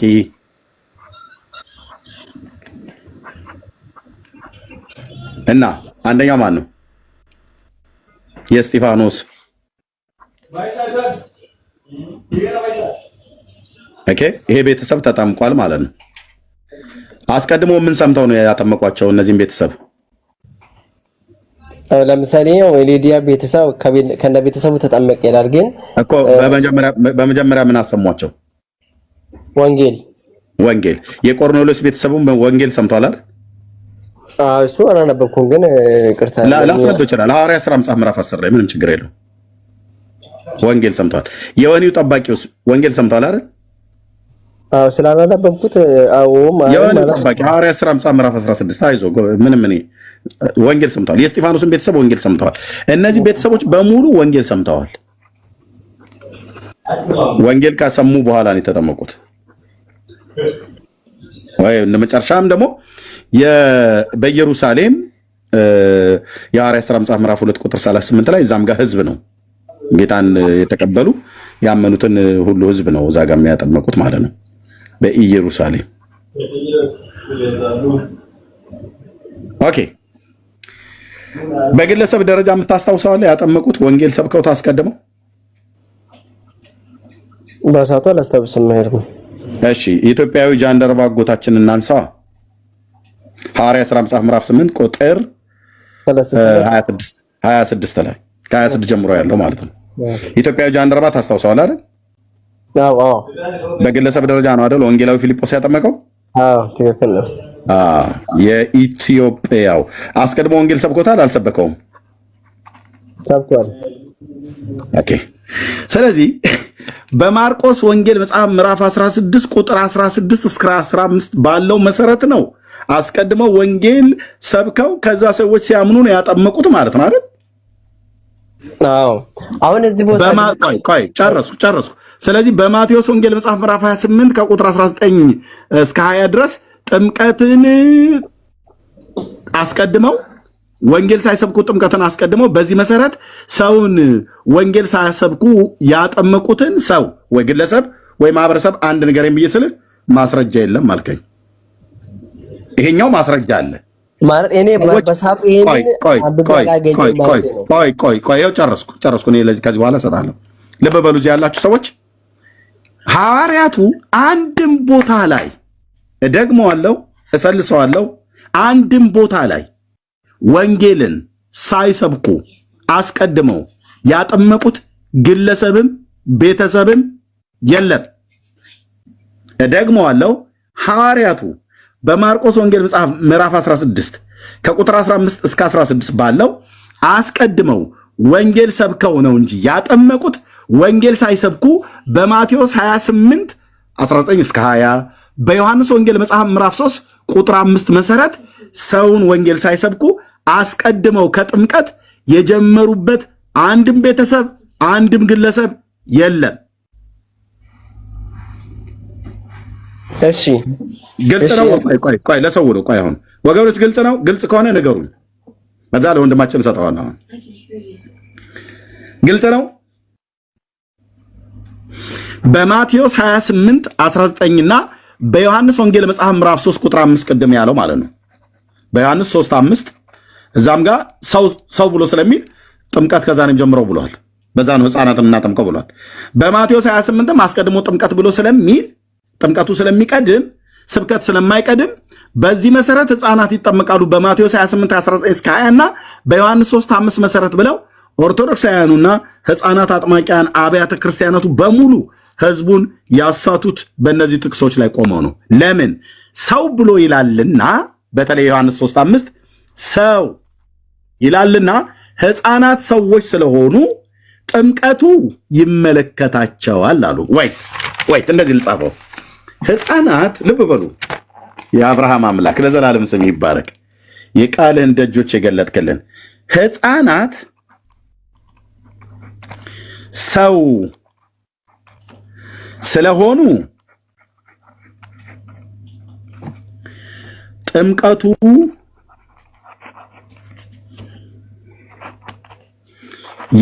ይገባቸዋል አሉ። እነማን ናቸው ያሉት? ጌታ ነው ያለው። ወይት እኔ ነኝ የማወራው። እነማን ናቸው ያሉት? ሕፃናት አጥማቂያን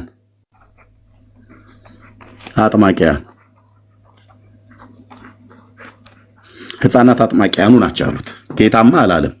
ጌታ ያለውንማ አምጣ፣ ጌታ ባለው መሰረት ሐዋርያቱ ያጠመቁበትን አምጣ ብዬ ስለ ማስረጃ የለኝም ነው ያልከው። ፒሪየድ። ኦኬ።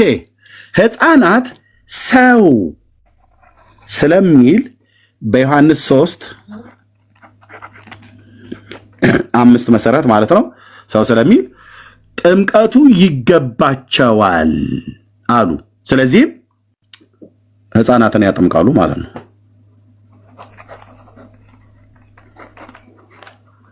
ያጠምቃሉ። እንዴት አይነት እኮ ቁማር እንደሚጫወቱ ላሳያችሁ። እሺ ይሄ በዮሐንስ 3 እና በማቴዎስ 28 ከ19 እስከ 20 ባለው ላይ መሰረት ቆመው ማለት ነው። ኦኬ በማርቆስ 16 መሰረት ወንጌልን ለፍጥረት ሁሉ ስበኩ፣ ከዚያስ ሲያምኑ አጥምቁ።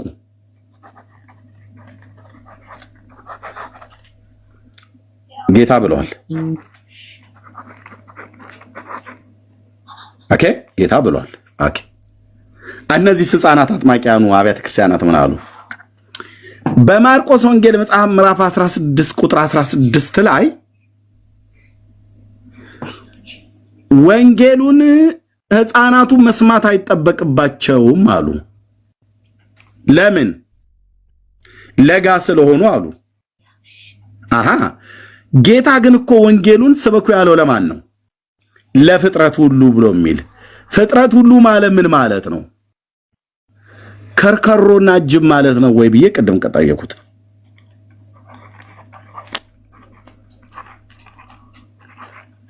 አይደለም አለኝ። ብሎ የሚለው ማን ነው ብዬ ስለው ሰው ሁሉ አለኝ።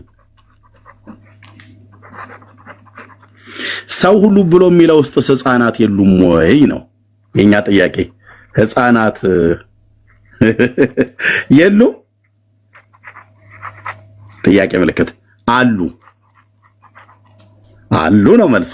አቤት የአባቶች አምላክ ስም ይባረክ። ኦኬ ሰው ብሎ ስለሚል ውሃውን ለመጠመቅ ሕፃናት ይገባቸዋል ብለው ያጠመቁትን ያህል ወንጌሉን ለፍጥረት ሁሉ ስበኩ ብሎ በሚለው ውስጥም ፍጥረት ሁሉ ብሎ የሚለው ሰው ሁሉ ማለት ነው።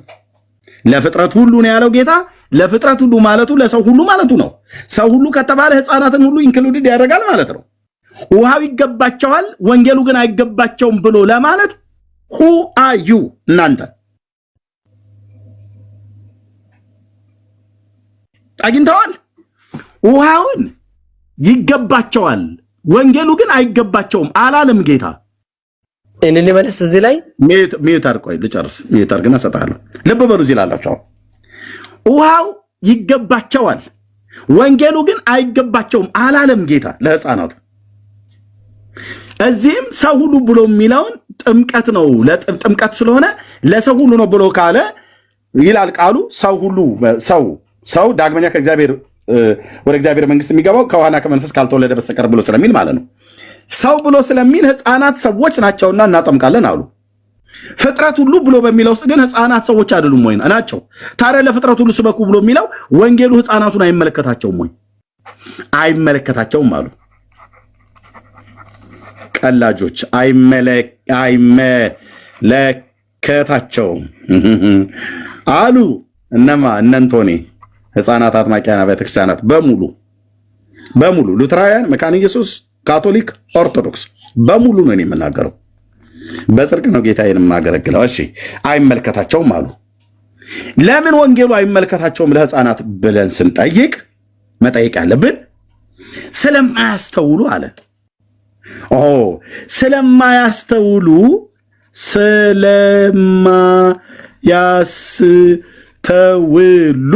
ስለማያስተውሉ ውሃው ወይም ጥምቀቱ ይመለከታቸዋል።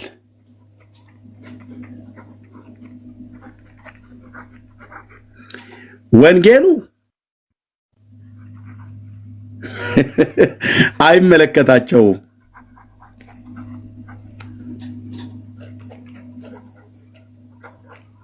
አሉ። እነማ እነንቶኔ ጌታ አለ አላለም።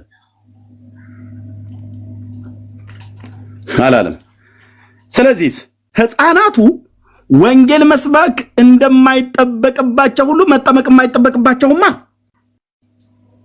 አይ ሰው ስለሆኑ ነው የምናጠምቀው ብላችሁ ያላችሁትን ያህል እንዴ ፍጥረትስ ሁሉ ብሎ የሚለው ሰው ስለሆኑ አይደል እንዴ? ሰው ሁሉ አይደል እንዴ? ፍጥረት ሁሉ ማለት ለፍጥረት ሁሉ ወንጌል ስበኩ ማለት ለሰው ሁሉ ስበኩ ማለት ነው።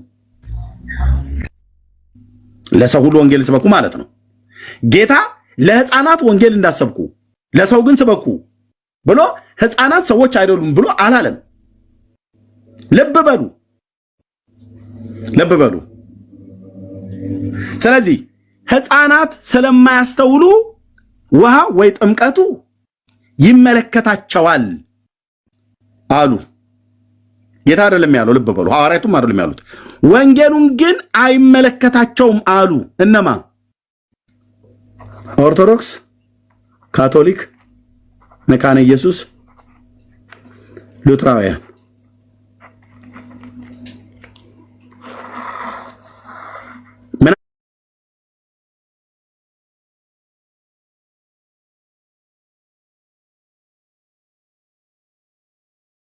ይመለከታቸዋል አሉ።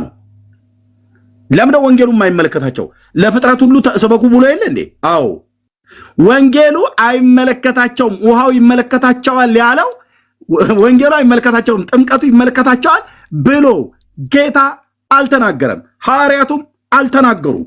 እደግመዋለሁ፣ ወንጌሉ ለህፃናት ህፃን ስለሆኑ አይመለከታቸውም ስለማያስተውሉት ብሎ አላለም ጌታ። ጥምቀቱ ግን ውሃው ግን ህፃናት ስለሆኑ ይመለከታቸዋል አላለም። ወንጌሉን ስለማያስተውሉት እንደማይመለከታቸው ሁሉ ጥምቀቱም ስለማያስተውሉት አይመለከታቸውማ። አቤቱ የአባቶቼ አምላክ ይህን ጽፌ ለወንድሜ እሰጠዋለሁ። ስምህ ይባረክ። ወንጌሉን ለህፃናት ብዬ ልጀምር። ለህፃናት ወንጌሉን ስለማይመለከታቸው ማለት ስለማያስተውሉት መስበክ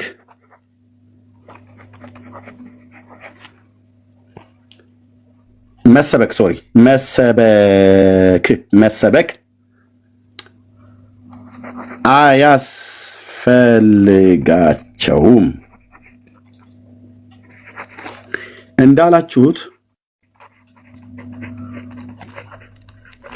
እንዳላችሁት ሁሉ ጥምቀቱንም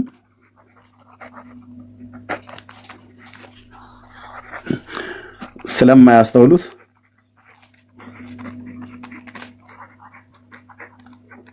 አይመለከታቸውማ።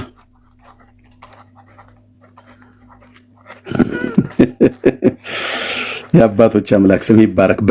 በታት ነው አፍርሰው በዚህ እረኛ እንደዚህ በትንትን አድርጋ አፍርሰው ጌታዬ ስም ይቀደስ። ለሕፃናት ወንጌሉ ስለማያስተውሉት አሉ። ስለማያስተውሉት ነው የማይመለከታቸው አሉ። መስበክ የማይመለከተው ለነሱ ስለማያስተውሉት ነው አለ። ሕፃናቱ ወንጌሉን አያስተውሉትም፣ ጥምቀቱን ግን ያስተውሉታል ብለው ያጠምቃሉ። እኔ ታዲያ ምንድን ነው የምለው? ወንጌሉን ሕፃናቱ ሲሰበኩ እንደማያስተውሉት ሁሉ ጥምቀቱንም ስታጠምቋቸው አያስተውሉትማ። ስለዚህ አይመለከታቸውም። ጌታዬ ኢየሱስ ስምህ ለዘላለም ይቀደስ። ወንጌሉን መስበክ ስለማያስተውሉት ነው ማንሰብካቸው። ውሃው ግን ያስተውሉታልና ብለካልክ አፈር ደቼ እንደዚህ እናስገጥልሃለን ማለት ነው በአደባባይ ላይ። ወንጌሉን መስበክ ለነሱ ስለማያስተውሉት አንሰብካቸውም አላችሁ። አያስተውሉትም ማለት አይረዱትም ማለት አያምኑትም። ስለዚህ እንደዚሁ ልክ ወንጌሉን ስለማያስተውሉት አንሰብካቸውም ብለህ እንዳላችሁት ሁሉ ጥምቀቱንም ስለማያስተውሉት አይመለከታቸውማ። እንዴት አይነት አማርኛ ነው? እንዲህ አይነት ቆንጅዬ አማርኛ ነው። አይመለከታቸውም። ለምን? ጥምቀቱን የማይመለከታቸው ወንጌሉን ስለማያስተውሉት እንዳልተመለከታቸው ሁሉ ጥምቀቱንም ስለማያስተውሉት አይመለከታቸውም።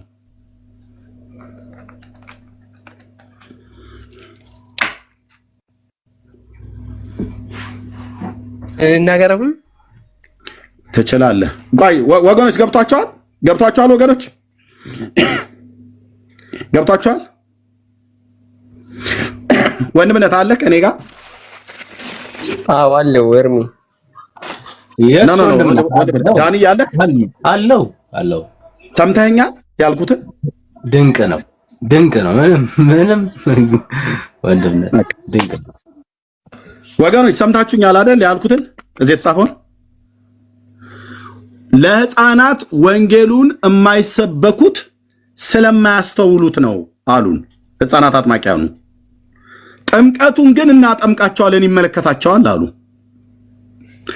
ወንጌሉን ለሕፃናት የማይሰበከው ለምን ነው ብለን ስንላቸው ስለማያስተውሉ አሉ። ጥምቀቱንስ የምታጠምቋቸው ስለሚያስተውሉ ነው እንዴ? አይደለም። ወንጌሉን ሰምተው ማገናዘብ የማይችሉ ሕፃናትን ጥምቀቱን ስናጠምቃቸው ጥምቀቱን ይገነዘቡታል ብለህ አትበለ። ወንጌሉን ማገናዘብ እንደማይችሉ ሁሉ ጥምቀቱን የማያገናዝቡም። ስለዚህ ለሕፃናቱ ወንጌልን መስበክ ጥምቀትን ማጥመቅ አይመለከታቸውም። 4 ነጥብ ጨርሻለሁ። ወንድምነት ማራናታ የሚናገረው ይናገር። እኔ ሂሳቤን ዘግቻለሁ። እሺ የሚያወራ ሰው ካለ መምጣት ይችላል። ኤርሚ አመሰግናለሁ። ያው ሰምቻለሁ ሁሉም ነገር። አሁን ማርቆስ 16:16 ላይ ጌታ እንደተናገረ ያመነ ተጠመቀ ይድናል ሲል መቼም ወንጌል የሰማ ሰው ነው የምጠመቀው። ግዴታ እዚህ ቦታ ሰው መስማት አለበት። ማቴዎስ ወንጌል ምዕራፍ 28 ቁጥር 19 ጨርሰናል እኮ። ስለዚህ እኔ ጥያቄ ልጠይቅ። እሺ ጨርሰናል። አሁን እሱን ክፍል ማራናታ እሱን ክፍል ማርቆስ 16 ማቴዎስ 28 ብለህ እኔ ለአብራራ አንድ ነገር ልናገር። ኖ አብራርተህ የመለስክልኝ መልስ እኮ በሙሉ እኮ መልስ ነው። ምን ታብራራዋለህ? ይሄ ከዚህ አድምጠኝ። ይሄ ሁሉ ከዚህ ሁሉ ጀምሮ እኮ ይታያል። ከዚህ ጋር ነው እኮ የጀመርነው ማራናታ። አይ ቲንክ የዛሬው ከዚህ ነው የጀመርነው። እናንተ ሕፃናት ይጠመቃሉ አልከኝ። ኦኬ ለምን ብዬ ስልህ በደንብ እያብራራልን በደንብ እኮ የተደማመጡ። ለምን ብዬ ስልህ በዮሐንስ 3:5 ይጠመቁ ብሏል አልከኝ። ጌታ ማለት ነው። ለዛ ከሆነ ጌታ ትምህርት ያወራነው ምንም ማብራራት አይጠበቅብህም ከዚህ በኋላ። ኦኬ የምጠይቀኝ ካለ እኔን ጥያቄ ይጠይቀኛለህ ማለት ነው። አንተ ምንም የምታብራራው ነገር የለም። በእያንዳንዱ ክፍል ላይ እየቆምኩ ከዚህ ጀምሮ ነው ይሄን ሁሉ ነው የጻፍነው። 4 ነው 5 ገጽ ማለት እኔ እኮ ምንም የተናገርኩት ነገር የለም እኮ ኤርሚ። እንደ ይሄን ሁሉ እየተናገርክ ማን ነው ታዲያ የጻፈው? አንተ እንዳብራራ ከኔ ባላብራራው ማብራራቱን በቃ ምንም ታብራራዋለህ። ማብራራቱን ኦልሬዲ ይደረጋል ብለህ አልከኝ። ኦኬ ምንም የምታወራው ነገር የለም። አብረን እያወራን ይሄን ሁሉ እኮ አንተ ያወራሁን እኮ ነው የጻፍኩት። ይሄ ሁሉ አንተ ያወራሁ ነው የጻፍኩት። የኔ እዚህ ጋር ብቻ ነው ጌታ አላዘዘም ብሎ የሚለው ብቻ ነው የኔ ንግግር። ይሄ ንግግር በሙሉ ያንተ ነው። በሙሉ 5 ገጽ እጄ እስኪደክም ድረስ አጽፈኝ ስታበቃ ለአብራራ አትበለኝ እንዴ ማራናታ ማለት ሐሳብን መግለጽ አልችልም። ኤርሚ ትችላለህ። ማብራራት አይደለም ሐሳብህን እኮ ገለጥክ እዚህ ላይ ማለት እዚህ ላይ ምን ችግር አለ? እኔ ጥያቄ የጠየቅኩ የነበረው ሐሳብህን ገለጥክ፣ ማብራሪያ ሁሉ አብራራ። አይ የምጨምረው አለ ብለህ ካልክ እሱን ልፈቅድልህ እችላለሁ በኋላ ላይ ማለት ነው። ማለት እኔ እዚህ ላይ ትንሽ አንተ ያልኩህ ላይ እኔም ትንሽ ልበል ብዬ ነው። ምንም ነገር አትልም። በቃ እያልን የመጣ ነው ጨርሰናል። እሺ ጥያቄ እያልን እኮ ነው የመጣ ነው ጨርሰናል። ማስረጃ የለኝም እያልክ ሐዋርያቱን አስቀድመው በማቴዎስ ወንጌል መጽሐፍ ምዕራፍ 28 ቁጥር 19 እስከ 20 ጥምቀትን አስቀድመው ባለበት መሰረት ሰውን ወንጌል ሳይሰብኩ ያጠምቁበትን አንድ ሰው ስጠኝ ብዬ ስልህ በማቴዎስ 28 እና በዮሐንስ ወንጌል መጽሐፍ ምዕራፍ 3 ቁጥር 5 በማቴዎስ 28 ከ19 እስከ 20 አንድ ሰው እየስልህ ማስረጃ የለኝም አልክ። አለቀ። እየዘጋኑ እኮ ነው የመጣ ነው። ከዛስ የማርቆስ 16ን ብዬ አልኩ። በዚህ መሰረትስ ማንን አጥምቀዋል ወንጌል ሰብከው አስቀድመው ብዬ ስልህ እነዚህ ሊዲያን ጠራልኝ፣ እኔ ቆርኔሌዎስን የወህኒውን ጠባቂ እስጢፋኖስና በኢየሩሳሌም ሐዋርያት ሥራ መጽሐፍ ምዕራፍ 2 ቁጥር 38 ላይ እንደዚሁም በተናጥል ደግሞ ኢትዮጵያውያን ጃንደረባ ሐዋርያት ሥራ መጽሐፍ ምዕራፍ 8 ቁጥር 26 ላይ ያለውን ሁሉ አነሳን ማለት ነው። ስለዚህ ሐዋርያቱ ጌታ ባዘዛቸው መሰረት አስቀድመው ወንጌልን ሰብከው ነው ያጠመቁት በየሄዱበት ቦታ። አንተ እንዳልከው በአስቀድመው በሄዱበት ቦታ ማንንም ሕፃንም ትልቅንም ሳያምን ያጠመቁበት አንድ መረጃ የለም። ግን ሰብከው ስለዚህ ጌታ ተሳስቶላ እዚህ ላይ የተናገረ ሰብከው ያጠመቁት ግን አንድ ማት መረጃ አለ። ስለዚህ ይሄንን ሁሉ አውርተናል። ስለዚህ ሕፃናቱ ውሃ ይመለከታቸዋል፣ ጥምቀቱ ይመለከታቸዋል አላችሁ። ወንጌሉስ አይመለከታቸውም። ለምን? ስለማያስተውሉት አይሰበካቸውም ማልከን። አለማስተዋል ምን ማለት ነው? አለማገናዘብ፣ አለማመን ማለት ነው። ወንጌሉን ስለማያምኑት፣ ወንጌሉን ስለማያገናዝቡት፣ ወንጌሉን ስለማይረዱት ለነሱ መስበክ አይጠበቅባቸውም። ጥምቀቱንስ ይጠበቅባቸዋል፣ ግዴታቸው ነው፣ መጠበቅ አለባቸው አልከኝ። ጥምቀቱን ስለሚረዱት፣ ስለሚያምኑት፣ ስለሚረዱት ነው የምታጠምቋቸው አይደለም። ወንጌሉን አልረዳውም ጥምቀቱን እንረዳለሁ ብሎ የሚል ሕፃን አለ እንዴ? የለም። ስለዚህ ወንጌሉን እንደማያገናዝቡትና እንደማይረዱት እንደማትሰብኳቸው ሁሉ ጥምቀቱንም አያገናዝቡትማ። ስለዚህ ሕፃናትን ወስዳችሁ ውሃ ውስጥ የማንቦጫረቅ ስርዓት አታድርጉ። ተራ የሰው ስርዓት የሆነ ትምህርት ነው።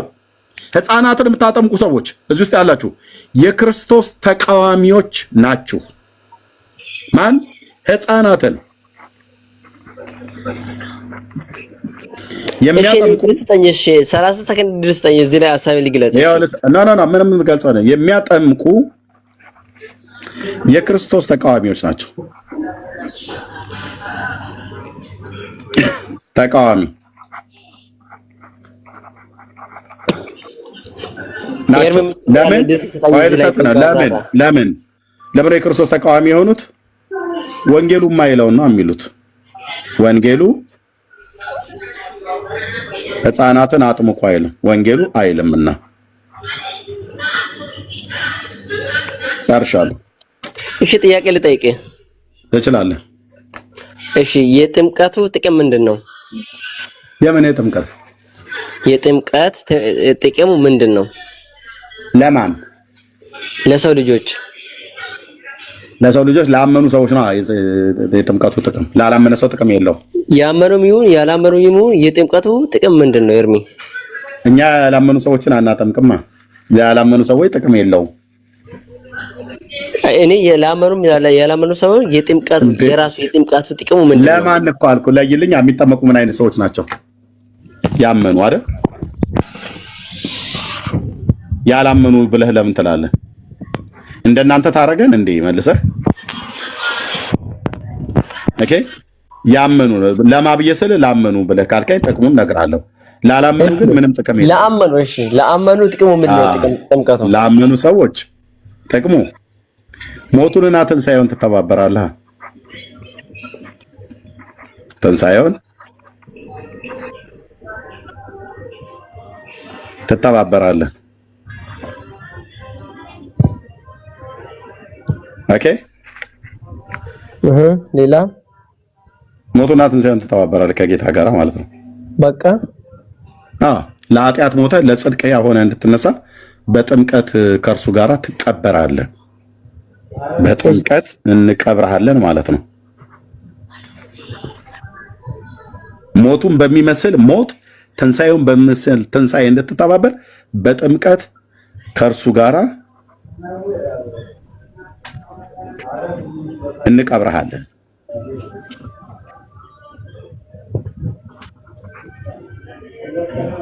ደግሞ በጥምቀት በትንሣኤ አሰራር ከእሱ ጋር ትነሳለህ ማለት ነው። በጣም ዘርፈ ብዙ ጥቅም አለው። እሺ ሰው አዳሚ ማንነቱን ወደ ክርስቶስ ማንነቱ የሚቀይረው በምንድን ነው? በእምነት። ጥቅስ አምጣልኝ ማስረጃ።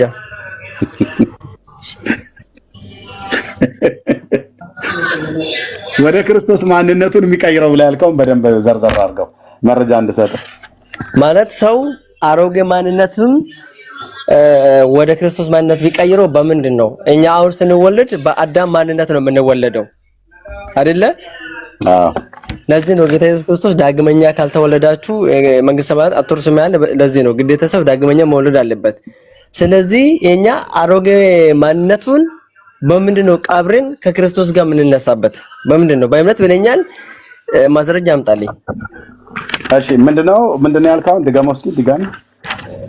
ሰው የአዳም ማንነቱን ምንቀብርበት የክርስቶስ ማንነት ይዘ የምንነሳበት ምንነሳው በምንድን ነው ስለ በእምነት ብለኛል።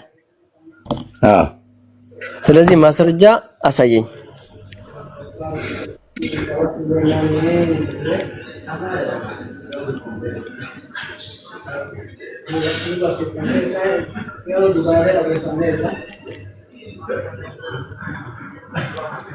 አዳም ማንነት አሮጌ ማንነት በእምነት እንቀብራለን ብለኛል።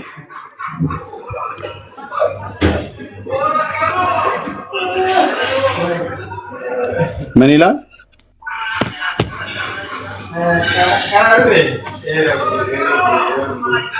ምን ይላል ወንድማችን?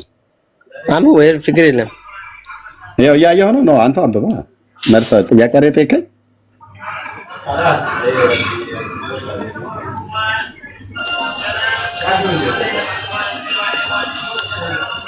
ምን ይላል? አንብበው እኮ አንብብልኝ። ችግር የለም። አንተ አንብብልኝ። አይታየህም እንዴ? አዎ አይታየኝም። በዚህ አይታየኝም። ለምን አይታየህም እንዴ? ይሄው ካሜራ ከፍቼ አይታየኝም። አዎ የኔ አንተ አንብብልኝ። እሺ ጆኒ ፋኑን ክፈተው እስቲ አባይ። ያ እሺ ለእውነትም በሚሆኑ ጽድቅና ቅድስና እንደ እግዚአብሔር ምሳሌ የተፈጠረውን አዲሱን ሰው ልበሱ ይላል። አዲሱ ሰው በምንድን ነው የምንለብሰው? ልበሱ አድምጠኝ እኔ አይደለም አዲሱን ሰው ልበሱ ይላል አይደል? አዎ አዲሱ ሰው ማን ነው? ክርስቶስ። አዲሱ ሰው ኢየሱስ ክርስቶስ። እሺ አዲሱ ሰው ክርስቶስ ከሆነ እንደ እግዚአብሔር ምሳሌ በሚሆን ጽድቅና ቅድስና የተፈጠረ ነው ማለት ነው። ስለዚህ ኢየሱስ ፍጡር ነው እያልከን ነው አይደለም? እያልኩ አይደለም። ይኸው ታዲያ የተፈጠረውን የርሜ ከይቅርታ ጋር እኔ ጠየቁት የተፈጠረውን ይላል። ይሄ ሲጀመር እኔ ጠየቁት ይሄ አይደለም። እኔ ጠየቅከውን እየመለስኩልህ ነው። ማለት እኔ ምን ጠየቅኩ የርሚ እኮ እኔ ጠየቅከውን እየመለስኩልህ ነው እኮ። እኔ እኮ አዳም ማንነቱን በእምነት ነው አድምጠኝ። በመልበስ አይደል የሚወገደው? ታዲያ በምንድን ነው የምንለብሰው እኮ? እሱኛውን ይሄ አዲሱ ሰው የተባለው ክርስቶስ ነው አልከኝ አይደል? እሺ ይሄ ትልሳሳተ ክርስቶስ አይሁን። እኔ አዲሱ ሰው ክርስቶስ መሆኑን ነው የማውቀው እኔ። ኦኬ አዲሱ ሰው ክርስቶስ እንደ እግዚአብሔር መልክና እንደ እግዚአብሔር ጽድቅና ቅድስና የተፈጠረ ነው ማለት ነው። አዎ ኢየሱስ ፍጡር ነው ማለት ነው አይደለም? ይሄ የተፈጠረውን አዲሱን ሰው ልበሱ እያለ እኔ ጥያቄ አታዞረኝ ወደ እኔ አታዞር ጥያቄ። እሺ ቶ ኦኬ እንዴት ነው የምንለብሰው ነው ብለህ ያልከው? በምንድን ነው የምንለብሰው ነው ያልኩት። በምንድን ነው የምንለብሰው ስለ በእምነት ብለኛል ወንድሜ። ያው ላንብልህ ነው። በእርግጥ ሰምታችኋልና ይላል፣ እውነትም በኢየሱስ እንዳለ በእርሱ ተምራችኋል ይላል አይደል? ፊተኛው ኑሯችሁን እያሰባችሁ እንደሚያታልል ምኞት የሚጠፋውን አሮጌውን ሰው አስወግዱ ይላል። እሺ አሮጌውን ሰው ማለት ምን ማለት ነው? አሮጌው ሰው አዳም ማንነቱን ማለት ነው። የአሮጌ አዳማዊ ማንነት ማለት ነው። የአሮጌ አዳማዊ ማንነት ሲወገድ በአይምሯችሁ መንፈስ ታደሱ አይደለም ነው እዚህ ጋር ነው አዳም ያኛው ማንነት በምንድን ነው እኮ አድመጣኝ ነው እየነገርኩ ነው። በአይምሯችሁ መታደስ ታደሱ ይላል አይደል? አዎ በአይምሯችሁ መታደስ ታደሱ። አይምሮ በምን እንደሚታደሰው በጥምቀት ወይስ በእውቀት? እንዴ ኖ እቺ ወደዚህ ማታምጣ ጥያቄውን አይ ነው እንደዛማ ታርገው። በአይምሯችሁ መታደስ